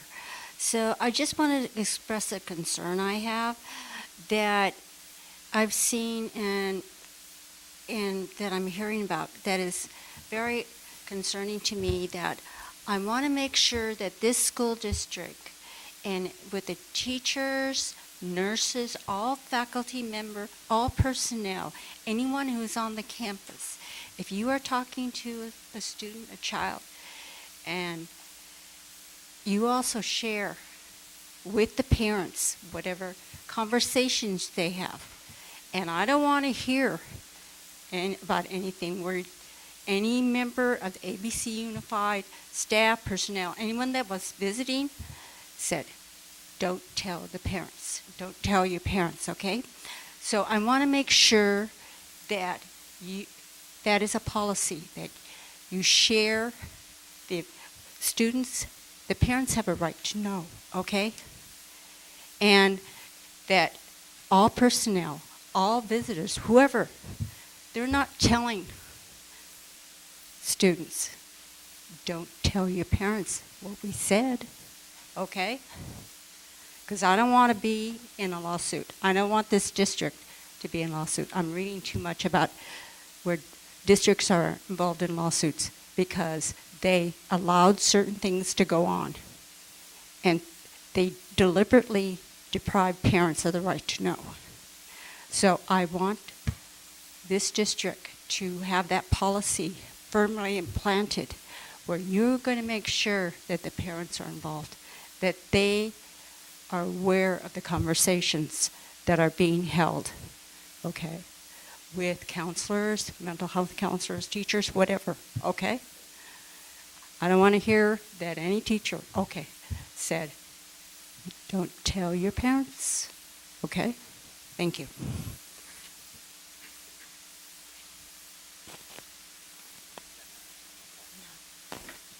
Madam President, Thank you. no further comments. Thank you. May I have a motion to approve the consent calendar? So moved, Apodaca. Eugenio, second. Is there anyone who wishes to remove any item to be considered separately? If none, all those in favor? Aye. Okay, motion passes. Action items. 4.20-A. May I have a motion to adopt Resolution 22-9, resolution of the Board of Education of the ABC Unified School District providing for the issuance of the ABC Unified School District General Obligation Bonds, 2018 election, Series B, in the principal amount of not to exceed $64,500,000, prescribing the terms of the bonds and their sale, approving forms of bonds, authorizing the execution and delivery of a preliminary official statement and an official statement for the bonds, authorizing execution of certain documents and agreements in connection with the issuance of bonds, making certain findings and determinations, and taking related actions. So moved, Apodaca. Eugenio, second. Mr. Nguyen? Thank you, Board President Su Yu. So tonight we have our financing team with us here, the same team that was here 3 years ago when we issued the first series of bond, Series A under Measure BB, that was approved by the voters in 2018. So we have our bond counsel, Mr.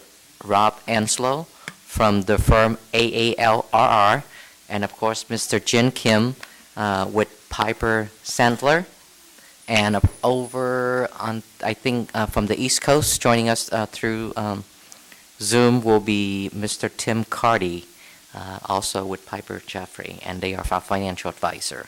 So again, this is our Series B, issuing $64.5 million within the authority given to us by the voters of Measure BB, which was issuing up to $258 million in bond program. So with that, we will have a short presentation for the board, and we will open the floor for questions. So, Mr. Kim. Sure. So I'm here, Tuan. This is Tim. Can you hear me all right? Yes, Tim, I can hear you, so thank you for that. So I believe I also introduced you. So you and Mr. Kim, you guys can go ahead. Thank you, Tim. Yeah. Yes, and good evening, members of the board. I'm Tim Cardy from Piper Sandler, your financial advisor. Sorry I couldn't be there in person tonight, but I'm working from the East Coast this week, and I did promise Tuan that I would stay awake no matter how long the kind words for the retirement of Dr. Su took. So it's nice to see all of you. We do have a couple of slides that between myself and my colleague there, Jin Kim, we would like to share with you.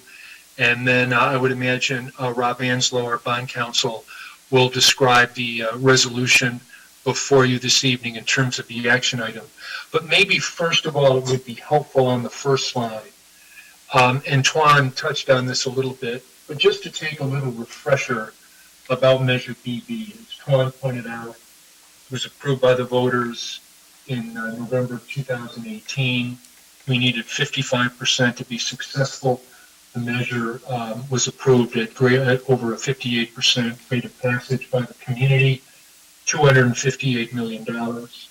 The plan, generally speaking, was to access the $258 million in 4 draws, essentially spaced out every 3 years. So we took the first draw in July of 2019, and we're on schedule to take the second draw now. Now, that's not locked in stone in terms of the future draws. We can speed them up, we can delay them if we need to, depending upon the cash flow needs of the district for projects, but we're at least on schedule here for Series B. One of the things you may remember is that even though as a K-12 unified school district in California, we could have asked the voters to approve up to $60 per $100,000 of assessed valuation per year as the tax rate.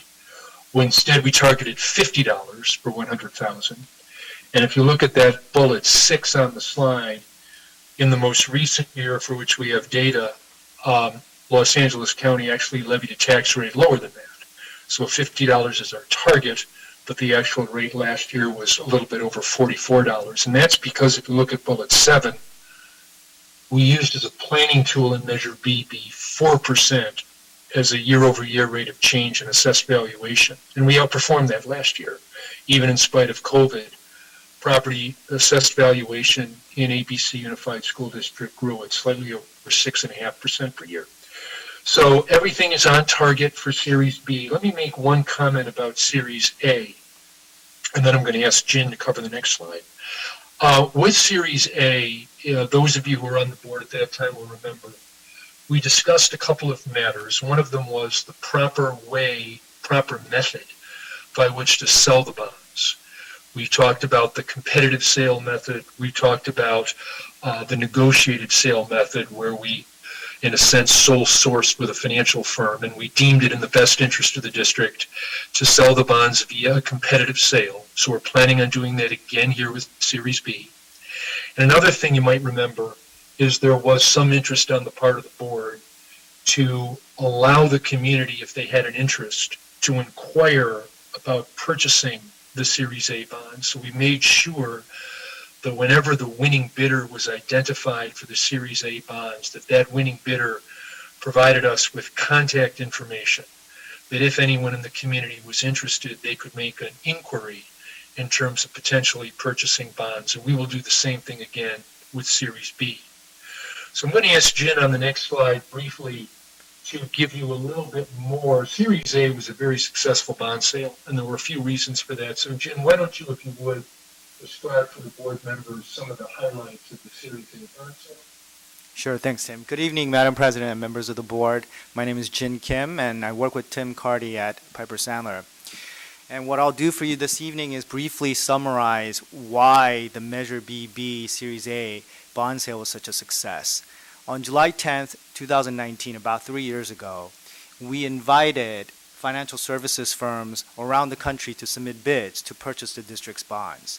And at the conclusion of the bid window, which ended at 9 a.m. that morning, we received 9 bids. Some of the bids were received from your household names like Bank of America and Wells Fargo, and some of the bids were submitted by Wall Street giants like Goldman Sachs.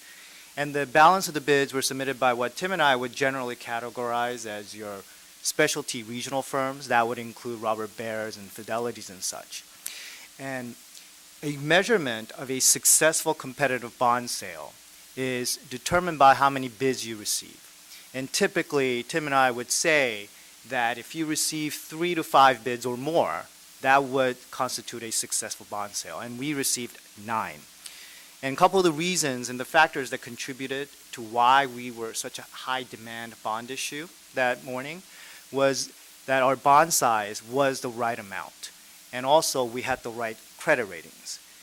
If you remember, our Series A bond size was $64,500,000, which is the same amount of bonds which is currently planned to be issued with Series B. And we also got great credit ratings. Under the leadership of Dr. Su and Mr. Nguyen, we actually got an increase in our credit ratings 3 years ago to AA2 by Moody's and AA- by Standard & Poor's. And just as a point of reference for you, an average credit rating for a California school district is one notch lower than ours. So we're effectively higher than most school districts in California. So these two factors contributed and led to a successful bond sale 3 years ago. Now, before I turn it back over to Tim Carty to go over the other slides, I'd like to just go over one last factoid with you, and that's this debt repayment ratio you see at the bottom of the slide. The state of California created a maximum not to exceed repayment ratio of 4-to-1 for school district bonds. And how this is calculated is you take the bond issue amount, you add the interest to it, and you divide that sum by the bond issue amount. And when we perform that calculation for our Series A bond issuance, we get a repayment ratio of under 1.4-to-1. Now, this demonstrates that we're within the state parameters that was set, and it also demonstrates good governance and good fiscal stewardship of public funds by the district's board.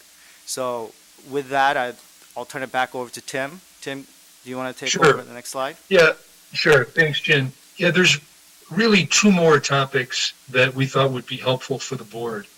And we're not trying to give you an eye exam by looking at this slide, but let me explain the purpose of this slide.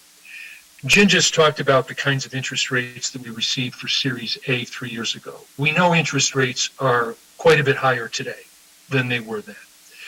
So the kind of interest rate we can expect for Series B, no question, will be higher than Series A.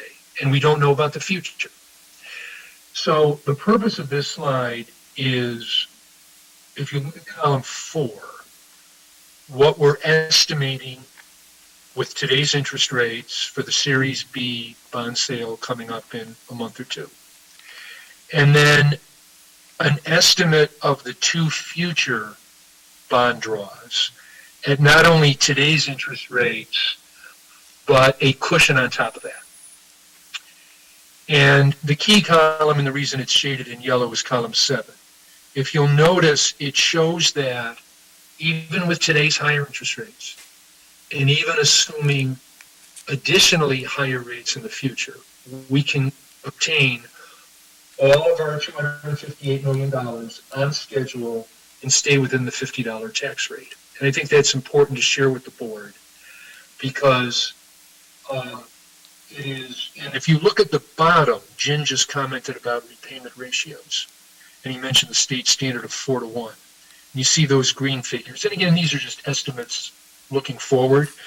But again, not only are we less than 4-to-1, but we're essentially still in that high ones or 2-to-1 repayment ratio. So Measure BB is on very solid footing, and we should be able to obtain the funds for the district when you need it for your projects.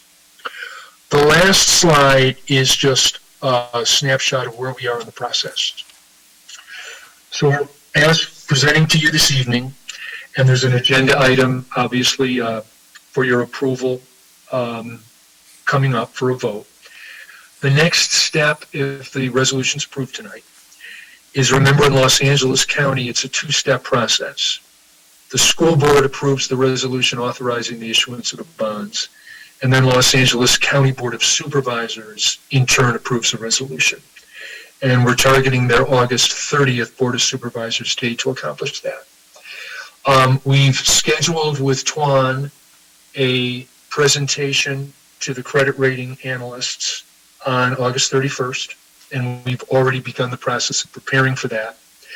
Hope to receive the credit rating the week of September 5th, and then hope to conduct the sale the week of September 6th on a date to be determined. It's a little early in the process to have determined the date yet. And then deliver the funds the week of August 10th. So that's sort of the financial piece of this Measure B Series B bond issue. I will stop there and maybe, Tuan, see if there's any questions or anything from any board members before we turn it over to Rob to maybe describe the action item and the resolution, if you think that would be appropriate, Tuan. Thank you, Tim. So at this point, Madam President, we would like to answer any questions that the board members may have regarding the Series B issuance of Measure BB. Board discussion, we have Dr. Apodaca. Thank you, Madam President. So looking at this, not only did we, I think, prepare and inform the taxpayer, but it seems like we actually, I mean, I'm looking at the ratio compared to other districts. We've heard nightmares at other districts when it comes to bond issuances. The fact that they can get away, you know, with up to 4-to-1, and our ratio is still low.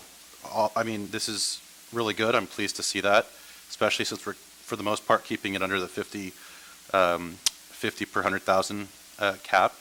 But just to make sure, between the last issuance and this one, as far as terms go, as far as what we've shared with the public, as far as what stakeholders voted on, has there anything that's materially changed in the terms of the bond with this issuance compared to the previous one? Obviously, numbers change, but I'm saying as far as the terms go, as to from what we've disclosed to the taxpayer. Sure, and that's a great question, and let me comment on that, if I would. So one of the things that your board wanted to make sure that Measure B be incorporated, and this was shared with voters during the campaign, and this is one of the reasons why our repayment ratios are so low, was to limit the term of each individual bond draw to 25 years. A lot of school districts go 30 years. So there's no change. We're staying with 25 years. Another thing is the ability to have these bonds prepayable at the 10-year mark, meaning if interest rates drop, there's the opportunity to refinance these bonds. Same with Series A, and save money for the local community. So some of the principal terms, the length, the ability to prepay and refinance, targeting the $50 tax rate, those have not changed and are consistent with what we would have represented to the community during the election and consistent with Series A. So is it safe to say with that ratio, let's simplify this for the average taxpayer, that ratio, would that be, because that's inclusive of the calculation is the fees plus what the issuance is, correct? So I see 28,000 and change in fees. Would that be similar to, say, an APR? So not simply the interest rate, but basically all the fees that go into issuing it? Yes, Chris, if you look at slide 2 and you see the where so the debt repayment. Those are APRs. Those are APRs. Okay. And in terms of the ratio, one rule of thumb that sometimes I find helpful is for a person that buys a home and takes out a 30-year fixed rate mortgage, a lot of times they think you pay back about double. Right. So that's a 2-to-1 repayment ratio. So our ratios are at or below what the typical person might think of as the repayment ratio on their own mortgage, which again is a sign of very fiscally responsible bond sale. And then finally, I'd like to also let members of the public know that they are able to purchase these bonds, correct? If they so choose to invest in our school district and purchase bonds? Yes, so what we did last time, again, if we stay on slide 2 there, so once we informed Fidelity that they were the winning bidder, Jim secured from them contact information that we were then able, I think, to pass along to Tuan, that any interested community member would have a phone number to call, a representative at Fidelity to talk to. Remember, bonds are in $5,000 minimums, and they are double tax-free, so they can be an attractive investment for folks, particularly in California.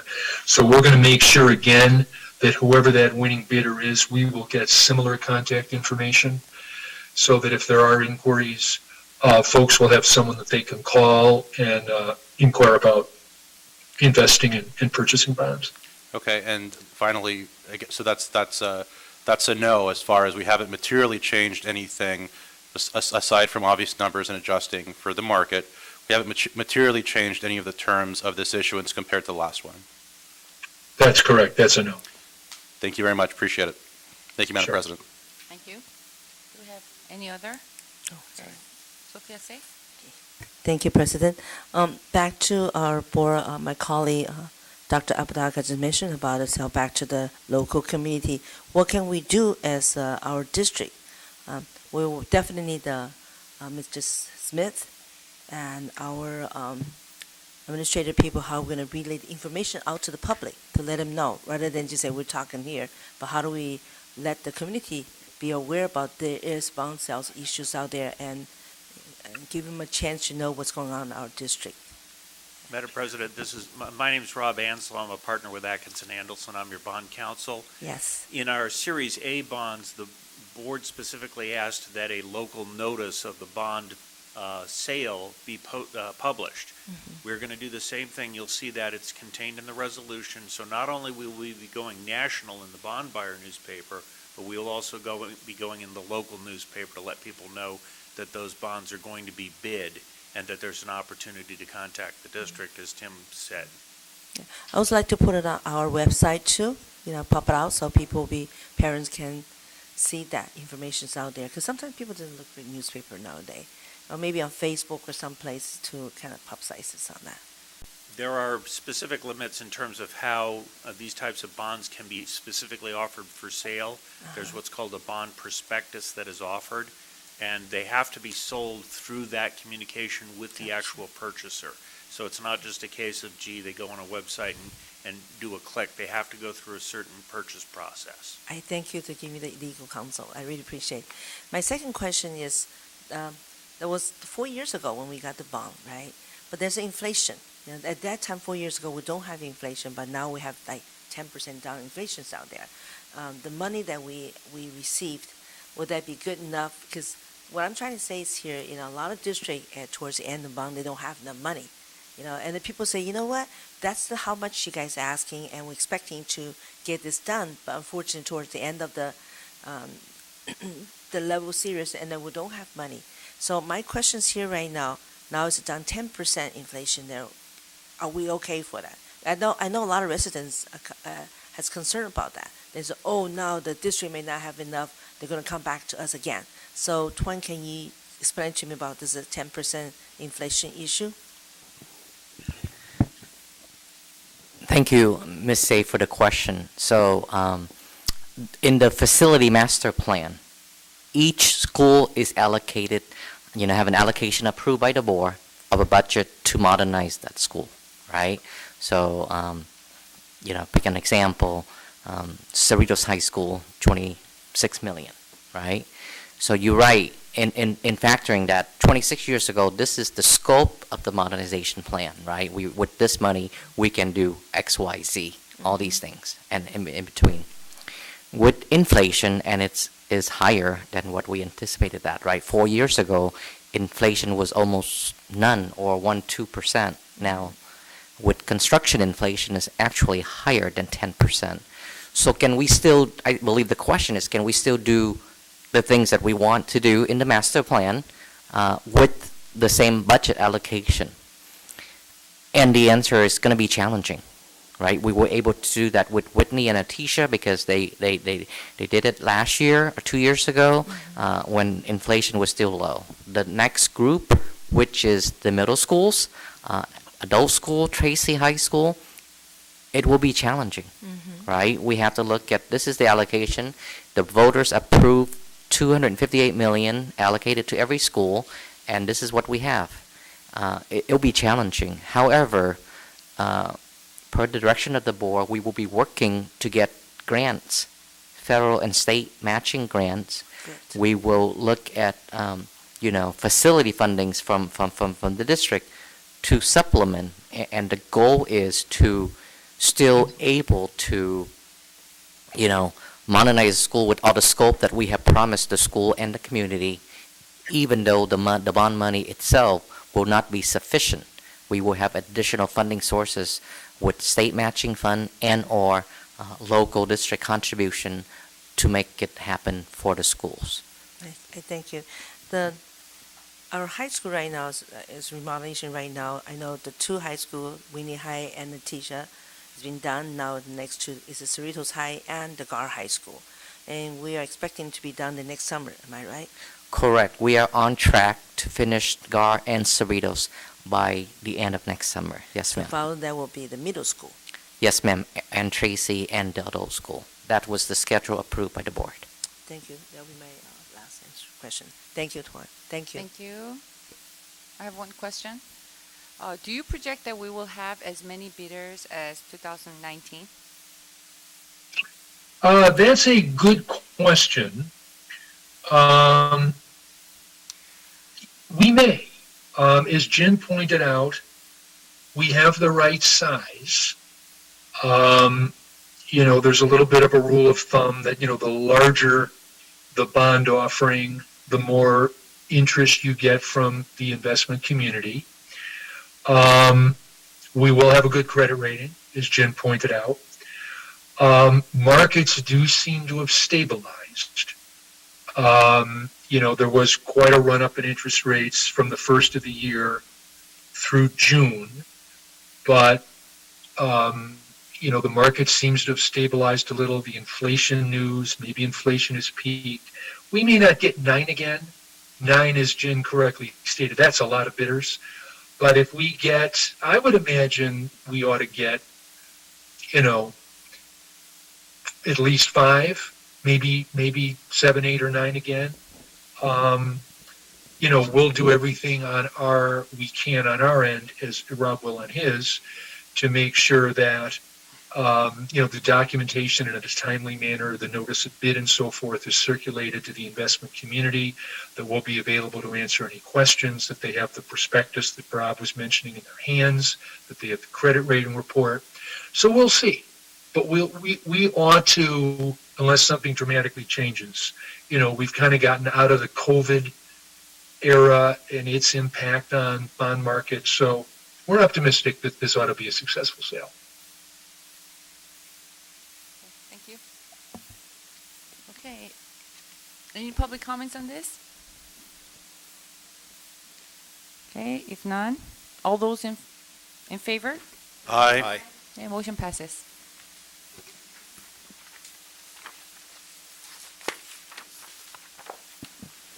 Thank you very much. Thank you, Tim. My pleasure. Good evening, everyone. Have a wonderful rest of your meeting. Thank you. Sure. Thank you.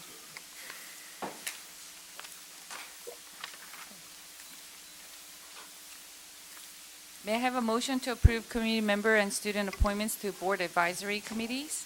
So moved by Sophia. Eugenio, second. Any public comments? There are no public comments, Madam President. Okay. If none, all those in favor? Aye. Motion passes. May I have a motion to approve request contract with consultant Adam Markle to provide 3 development workshops to district management confidential personnel for the 2022-23 school year? So moved, Apodaca. Second by Sophia. Any public comments? There are no public comments, Madam President. Okay. Any discussion? Any question? Okay. All those in favor? Aye. Aye.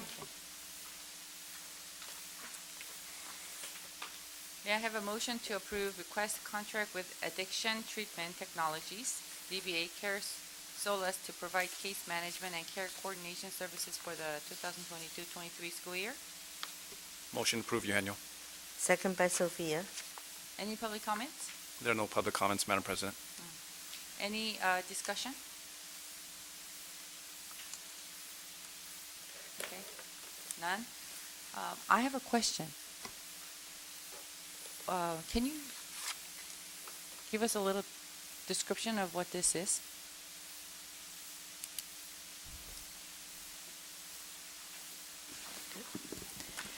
So this is an outside agency that we work with when we have families or students that need services that are maybe more complex than what our mental health providers are capable of working through.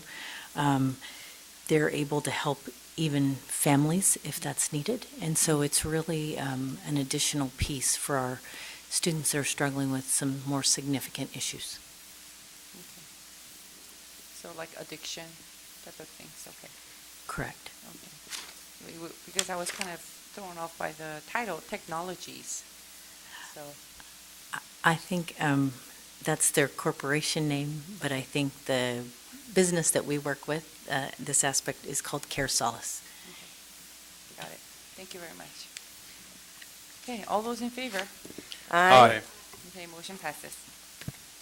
May I have a motion to approve request to contract with School Mint, Inc. to provide an electronic lottery and student application management system for the 2022-2025 school years? Motion to approve, Eugenio. Second, Apodaca. Okay, any public comments? There are no public comments, Madam President. Thank you. If none, all those in favor? Aye. Oh, Motion passes. May I have a motion to approve revised board policy 4100, employment of certificated persons? so moved by Sophia. Eugenio, second. Dr. Zidlo? Thank you. So this is one of a few board policies we're bringing this evening. We've been going through our human resources policies and looking to update them based on CSBA recommendations with the California School Board Association and to bring them into this century with us. This was last looked at in 1980, so that was prior to Dr. Sue. We felt some of these should be updated. In this particular case, it's just listing out the processes we use for certificated persons, as well as that there's a designee acting on behalf of the superintendent working on that process.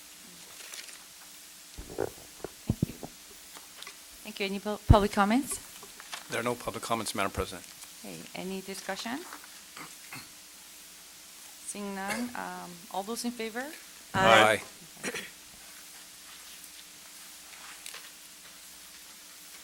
1.8-A, may I have a motion to approve revised board policy 4211, classified personnel recruitment and selection?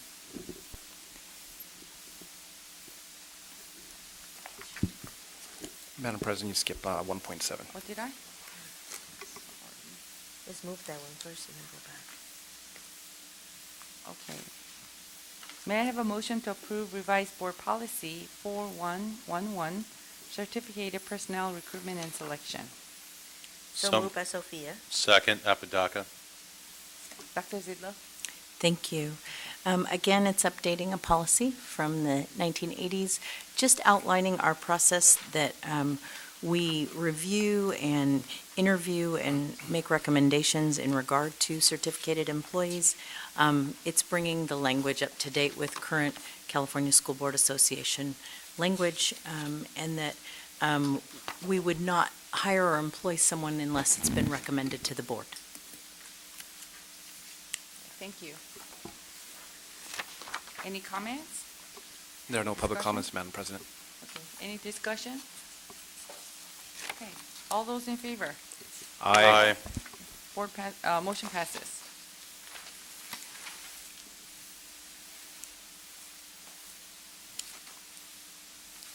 (1.8-A), may I have a motion to approve revised board policy 4211, classified personnel recruitment and selection?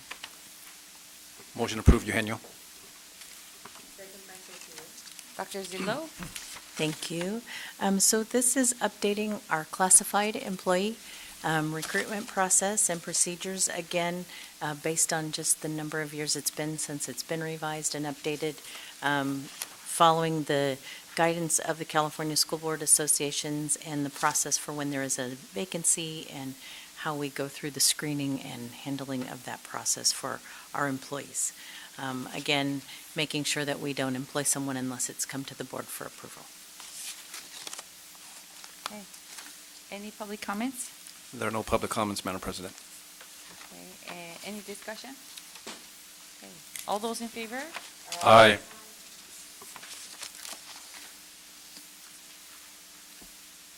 (2.6-A), may I have a motion to adopt Resolution 22-07? Okay, did I? What is wrong with me? Sorry about that. Okay. Okay, this one. I'm sorry. 1.9-A, may I have a motion to approve request of contract with Angela Clark Luke, LLC, to provide 9 in-person professional learning sessions to the participating parents of the BFC-PAC for the 2022-2023 school year. So moved by Sophia. Eugenio, second. Any public comments? There are no public comments, Madam President. Discussion? If none, all those in favor say aye. Aye. Aye. The motion passes.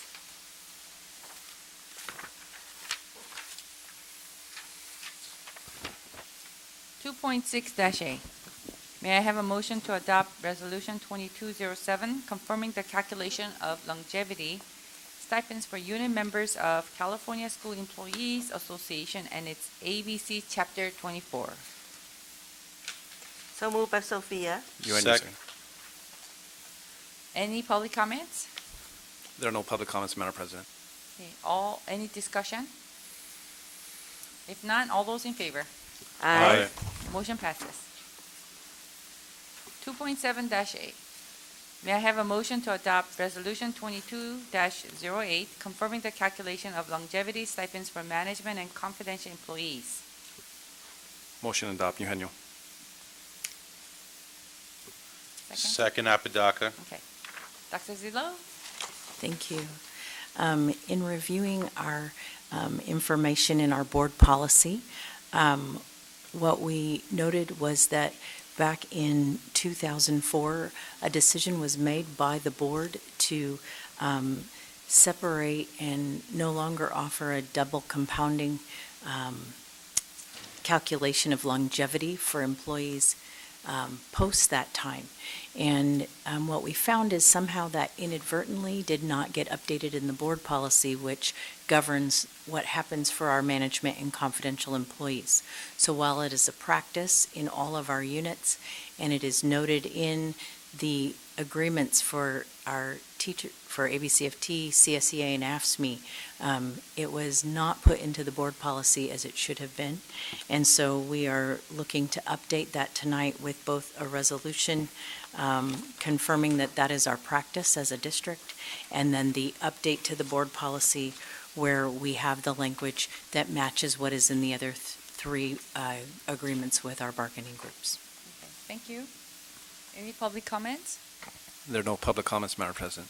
Any discussion? If none, all those in favor? Aye. Okay, motion passes. 2.6-A. May I have a motion to adopt Resolution 22-10, waiving credential requirements and approve contract and compensation for Mr. Tuan Nguyen, Interim Superintendent? May I have a motion? So moved by Sophia. Eugenio, second. Pursuant to Government Code Section 54953, Subdivision C3, the board provides this oral summary of the salary and fringe benefit increase recommendation for the following local agency executive.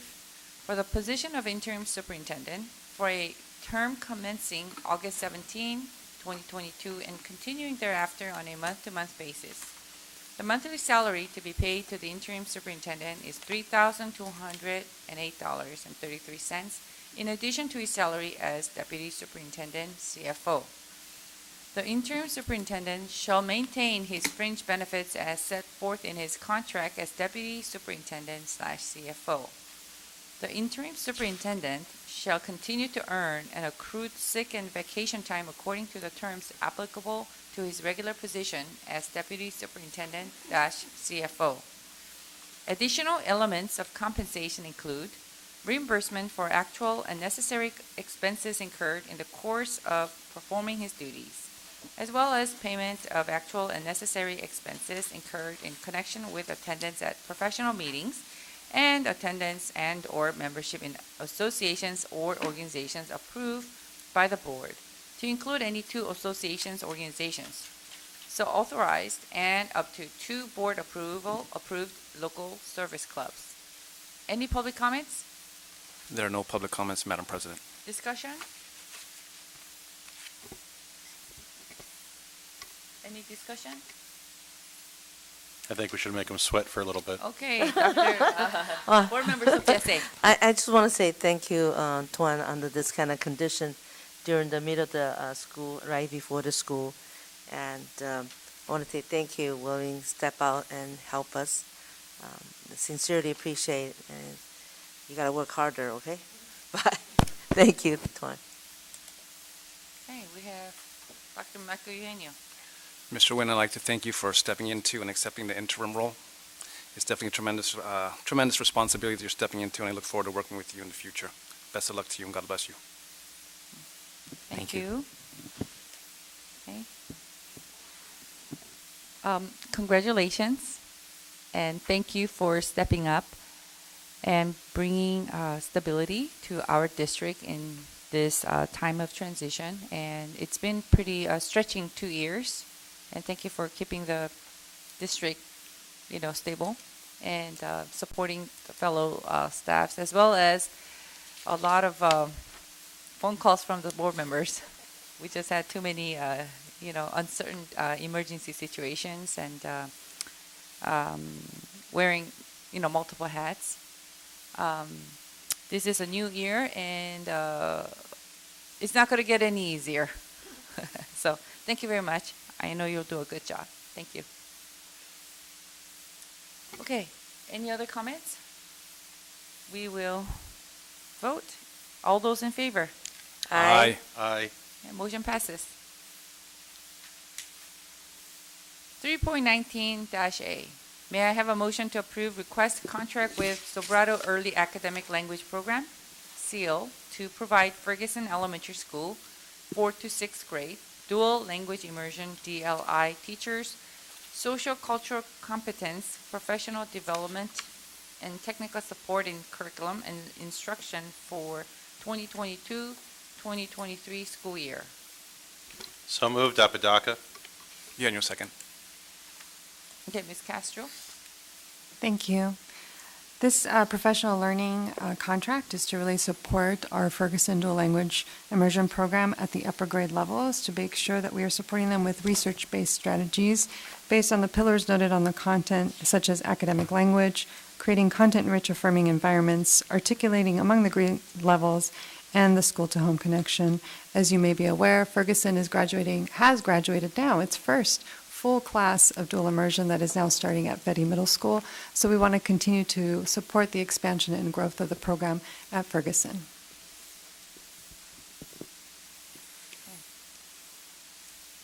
Any discussion? Okay, we have Board Member Sophia Say. Thank you. Hi, Carol. Dr. Castro. Just a quick question about this dual immersion one. I know it's Spanish, right? Only up to we're going to expand it to the Ferguson school. It has been occurring at Ferguson. They've expanded all the way from their TK all the way up through 6th grade now. Wow. So because of the pandemic, the professional learning that was able to be provided to the upper grades was interrupted.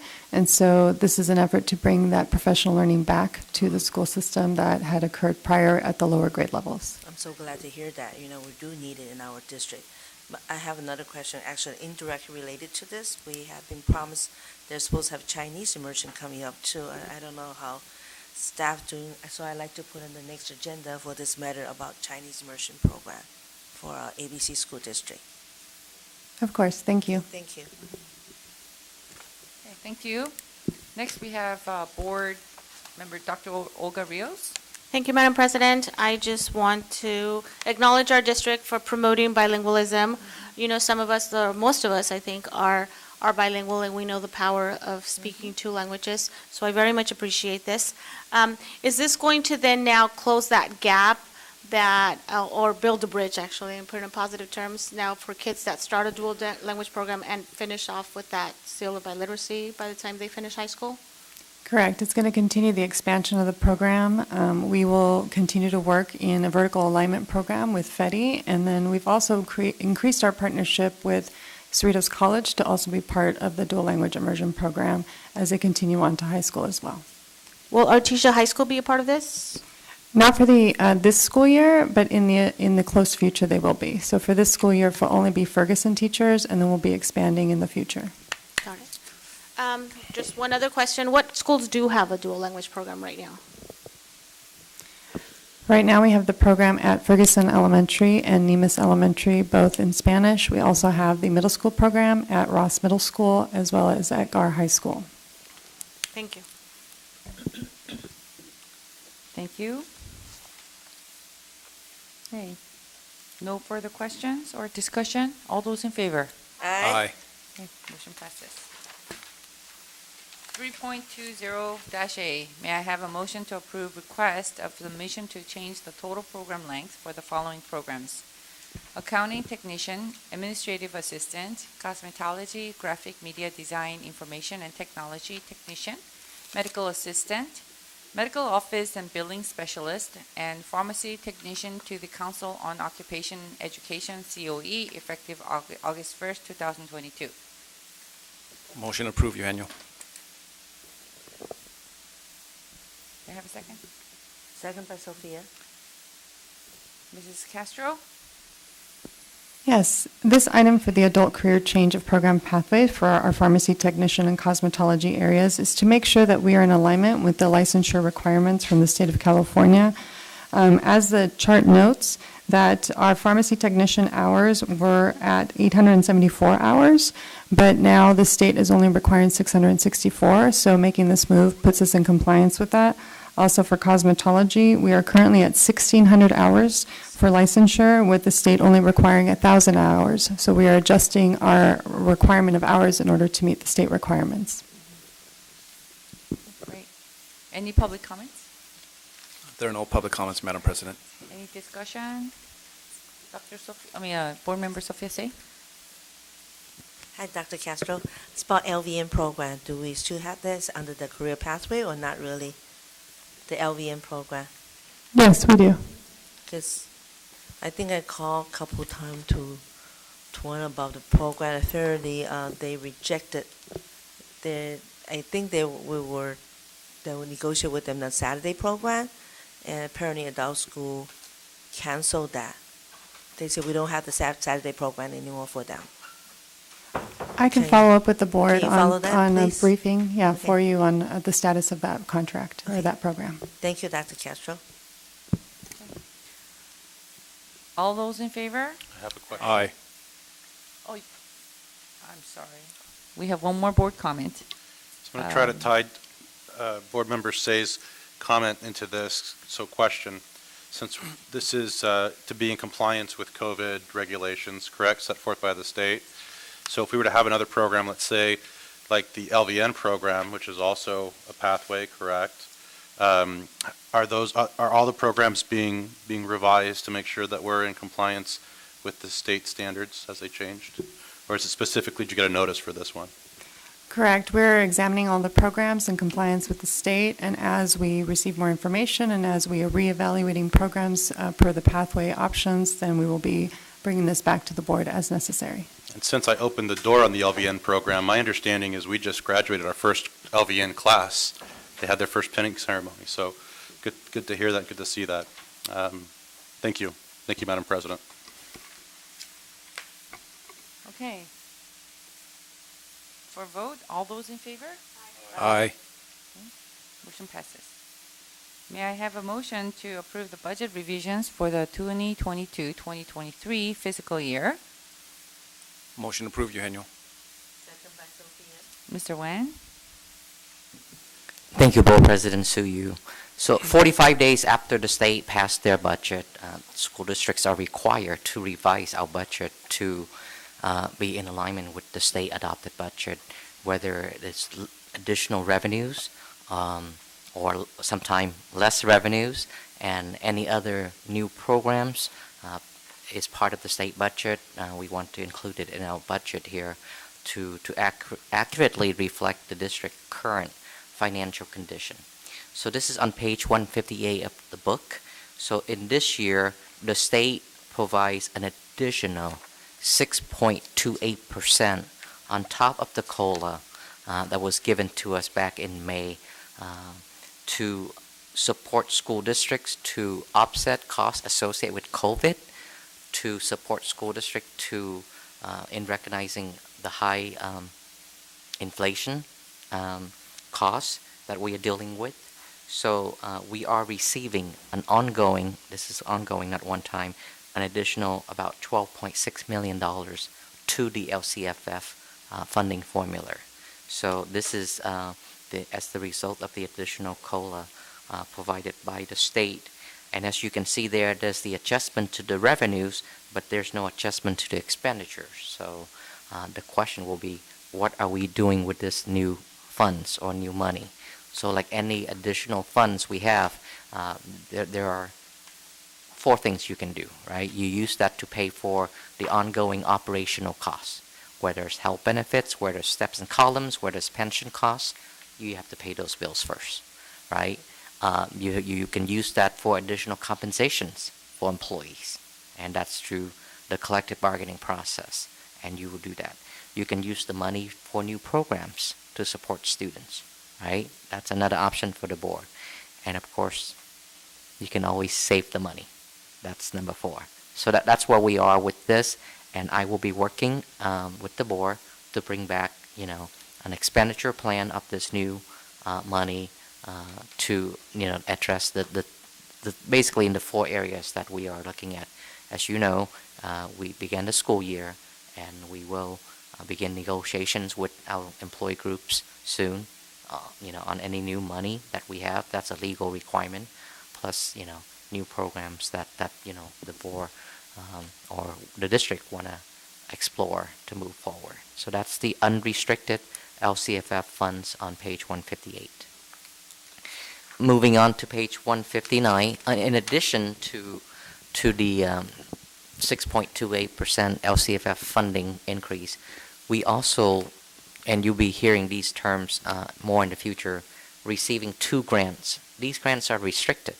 So basically, you have to spend the money in accordance with the state guidelines. They come with strings attached, different than the $12.6 million, which is unrestricted.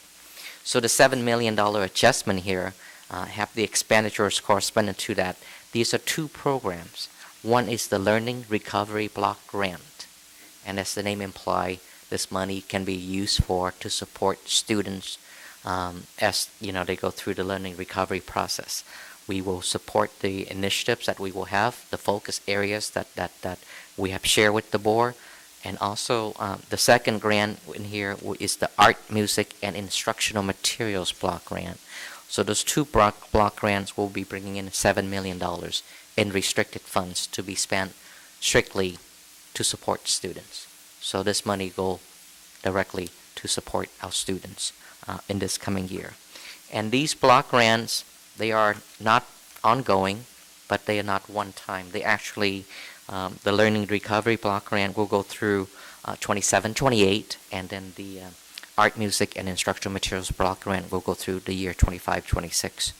So between these 2 grants, we have about 4 years, to support these initiatives set by the state. And again, $7 million a year, 4 to 6 years to support students. This money is restricted, and it has to go directly to the students. So page 160, just a summary of the unrestricted and the restricted programs I share with you. Total revenues changes. Now, we're looking at $310 million for revenues for the district in this coming year, an additional $19 million. And expenditures is roughly $298 million.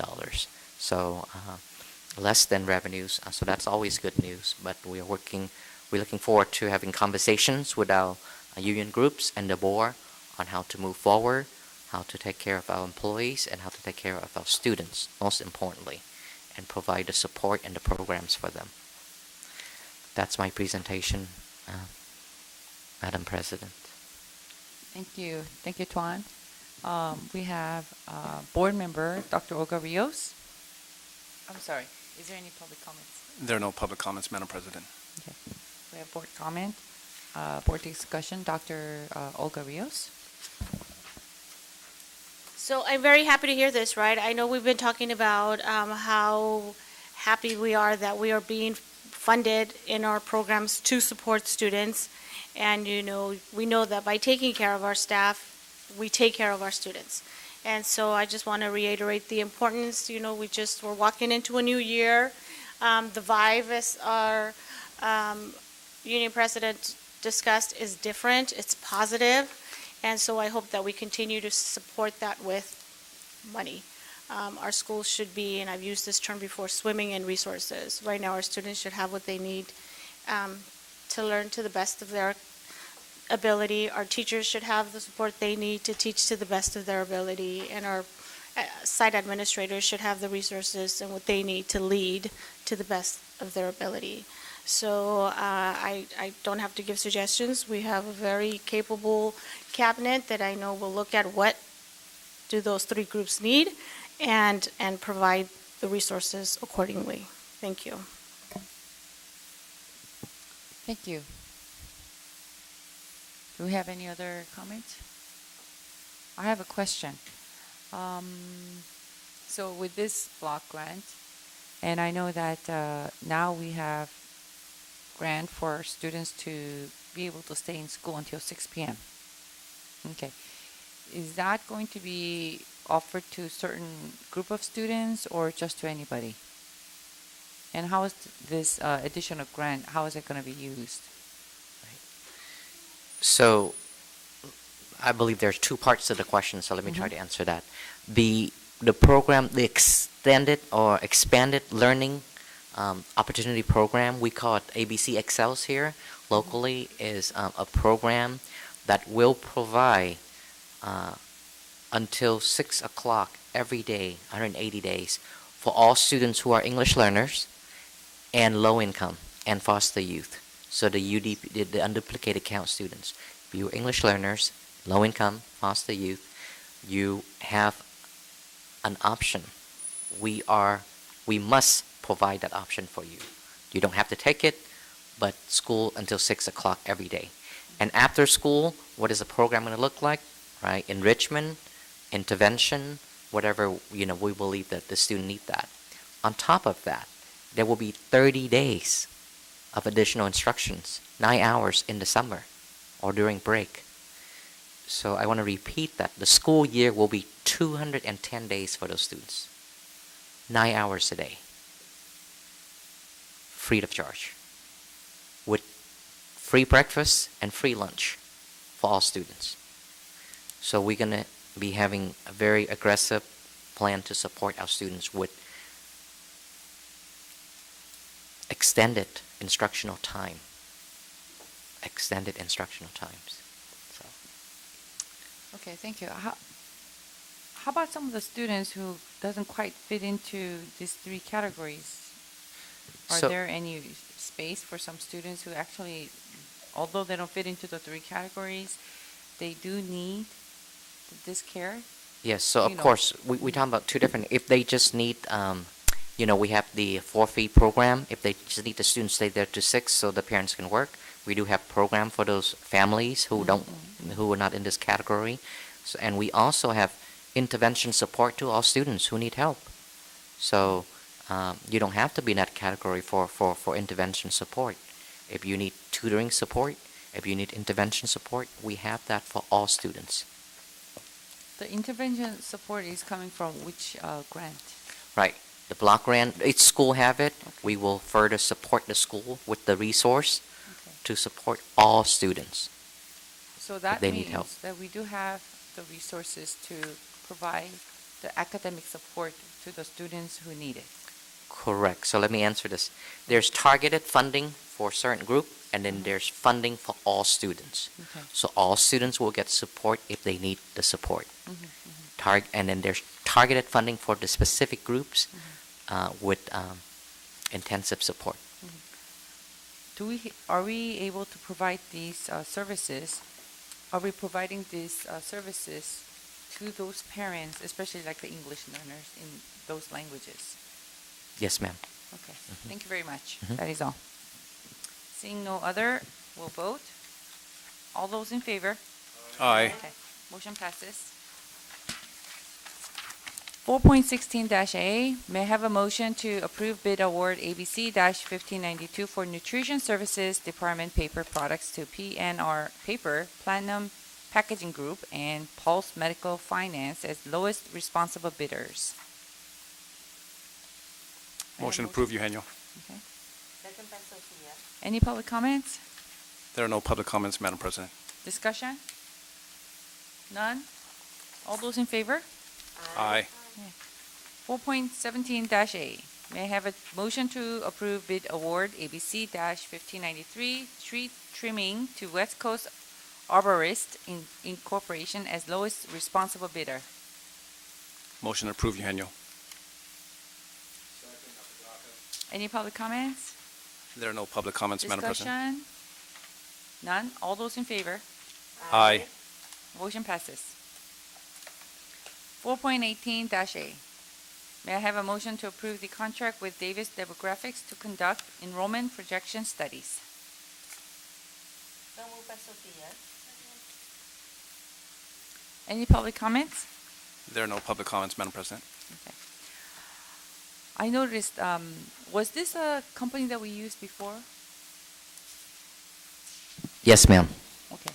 So I noticed that they were not the lowest bidder, but Thank you for the question, and so give me a chance to explain the process. We did go out to bid for demographic study because this firm's going to be working closely with the declining enrollment and facility committee that the board created. The other firms, they actually are not demographic firms. They're more facility planning. They just do demographic on the side, but that's not their focus. Versus Davis, demographic have worked with 1,000 school districts, and this is all they do. They look at the data closely. They have worked with us. They know the different areas to do an accurate, hopefully, projection. It's still going to be a projection, meaning that it may or may not be correct, but they will be giving us that using the enrollment data from this fall, beginning next week, doing their projections, working with the committee to carry out the work that the board has ordered. So they are not the cheapest, but I believe that they are the most qualified to do the job, and their costs have been consistent in the past. fantastic. So they come with experience, and they can come bring their experience and data with other schools. Precisely, because they do have that experience and background. Okay, fantastic, fantastic. Okay, all those in favor? Aye. Okay, motion passes. 4.19-A, may I have a motion to approve the contracts with Nino and Moore, AEL, and Twining Consulting with an option to renew annually? So moved by Sophia. You and your second. Any public comments? There are no public comments, Madam President. Discussion? Seeing none, all those in favor? Aye. Okay. Motion passes. 4.20-A, bid award ABC 1597 custodial supplies. May I have a motion to approve bid award ABC 1597 custodial supplies to American Sanitary Supply, Inc., Southwest School and Office Supply, Pioneer Chemical, and Waxy Sanitary Supply as lowest responsible bidder? So moved by Sophia. You and your second. Any public comments? There are no public comments, Madam President. Any discussion? None? All those in favor? Aye. Motion passes. Okay. Information item. Dr. Sue, Quarterly Williams Settlement Compliance Report for April through June 2022. Dr. Sue. There were no complaints regarding any of the complaints regarding the quarterly report. This is the fourth quarter from April the 1st to June the 30th. Thank you. Thank you, Dr. Sue. We have board members' reports. Board members' reports? Let's skip that. Oh, no one talked? Okay. Okay. Sophia, say? Yeah, sure.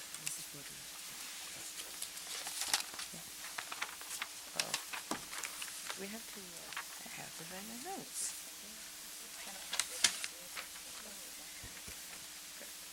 Where's my notes?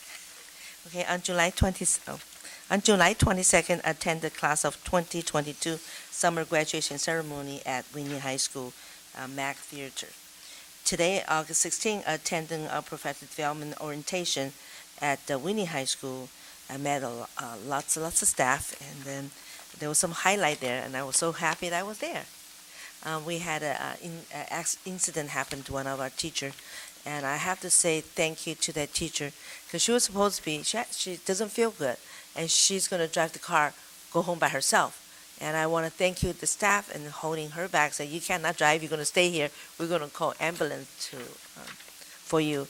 And really fortunately, she stayed, and we were told he had a minor shock attack. I'm glad I was there, can be helpful as a nurse practitioner. So quickly, I publicly say, well, I'm a nurse, I can't help, so I did. But that tells them, I want to tell our administrative staff, for the future, if we have any meeting like this, especially summer, we do need, on each training site, we should have one of the nurses should be presented at the site. So just in case something we need it, they will be there and provide a service to our teacher. Because I asked the staff, say, when we have students, we will hire the nurses there. But since it's the staff, but I know we have some nurses also on training too, and they were at Artesia High School, but not Winnie High School. I know we cover as much we can, but somehow in the future, please. My suggestion is have one nurse on each site, whatever site that we have orientation. But I also need to ask the people, because I know they have 1 hour break, and I remember about a couple years ago, we even provide some sandwich for the people. 1 hour, summertime is so hot. Financially, if we can, we should provide sandwich for the staff, for the teacher when they're attending the orientation. That would be really appreciated. I don't think it'll cost our board that much, but shows our administrators' appreciation to the people who come. I know there's 2 days in service there, but that little sandwich really show our appreciation that they're serving time to our school. Thank you. That will be my end report, 2 visits. Thank you. Next, and I'll we go have tomorrow. Board Member Dr. Olga Rios. So a couple of things. Over the summer, I attended a Marine Corps camp, which was quite the experience. I don't have any military experience, nor do I have a lot of connections to the military, but I got to say that, getting that behind-the-scenes look at what it's like to be a Marine recruit was quite something. And so I know as board members, we get invited to stuff like that. I highly encourage it. It was definitely something that I was glad I did. Once-in-a-lifetime experience. The other thing I wanted to talk about tonight is invite all my colleagues to the CLSB 8 conference. As you know, I'm a director on the California Latino School Boards Association, and every year we host a unity conference.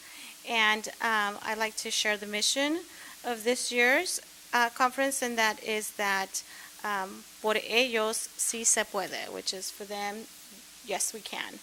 And this is the CLSB is from their website, is a premier professional development opportunity for school board members who commit to advancing effective and equitable policies that strengthen the academic opportunities for Latinx students, families, and faculty, and the quality of the elementary and secondary schools within their communities. And I got to say that attending the Unity Conference is what led me to want to become a director and want to be part of such a dynamic group, because they really do get the best of the best out there to share with us their area of expertise and encourage us to do our job to the best of our ability. The last thing is to wish everyone, all our staff, a wonderful new 2022, 2023. I mean, again, the vibe is different, and here's to the best year yet. Thank you. Okay. Next, we have Board Clerk, Dr. Marco Eugenio. Thank you, Madam President. I'd like to welcome everyone back for another school year. I hope you all enjoyed your summer break. Again, I'd like to congratulate Dr. Mary Sue on her retirement. Her retirement is an ending of an era and the beginning of a new chapter for our district. Today marks a new beginning, a new day, and a new opportunity for our district. A wonderful opportunity as we look more closely in the coming months at this fundamental role we all play as faithful stewards entrusted with the lives of our young students that will one day change the world. This is about the future of our sons, daughters, and our district. It's time for those who name the name of God to suit up and show up. I trust in our Lord, our cabinet, our board, and our staff that we will eventually find a new leader that will instill a culture of discipline and respect in our district. I know it's not easy to leave behind what we know and travel into the unknown, but a step we must take as a district. Again, I'd like to welcome everyone back, and Dr. Sue, best of luck to you. May God bless you all and keep you well. Madam Thank President. you. Thank you, Michael. Next, we have Board Member Dr. Chris Apodaca. Thank you, Madam President. So I wanted to take some time to thank the entire City Council from Hawaiian Gardens that showed up here today to honor Dr. Mary Sue, and wanted to emphasize what a special relationship we've had with them as a district.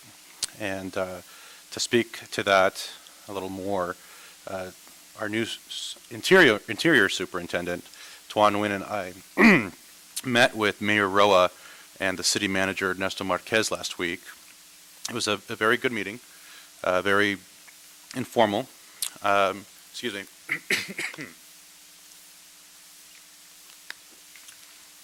And we discussed current projects in the district, declining enrollment, and we also explored further commitments that we can make to each other as public agencies to better serve our stakeholders. And that's all I have. Thank you, Madam President. Okay. I'd like to welcome everybody back to school, all the parents, students, and most importantly, I think the teachers are super excited. I saw the excitement today when I went to the, PD at Whitney High School, and I'll be visiting Artesia tomorrow. It's just kind of the energy and the vibe, and just everybody just loves seeing each other. It seems like teachers miss the students, which is good. Let's keep the schools open and have a great year. Announcements. Next regular board meeting, Tuesday, September 6, 2022, 7 p.m., District Office Boardroom. Any second public comments? Yes, Madam President, we have one speaker, Mr. Regier. Regier, President ABC Federation Teachers. Thank you, board members. Thank you, Ms. Say, for saying for saying it'd be nice to have lunches, but just so you know, we were fed in the morning, and we were fed like a lot of snacks later. And you have to understand, teachers usually get a half hour, and we got an hour, a full hour. So we were so happy to get off campus. So a sandwich, yeah, that would have been a nice gesture, but I think everybody wanted to just get in their car and take off for a little while, because they never have an opportunity to get off campus and really talk and eat. And so I appreciate the gesture, but we were well fed. Thank you very much, Academic Services. Tons of cookies.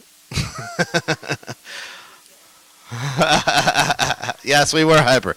I just wanted to say congratulations, Mr. Nguyen, for being the interim superintendent.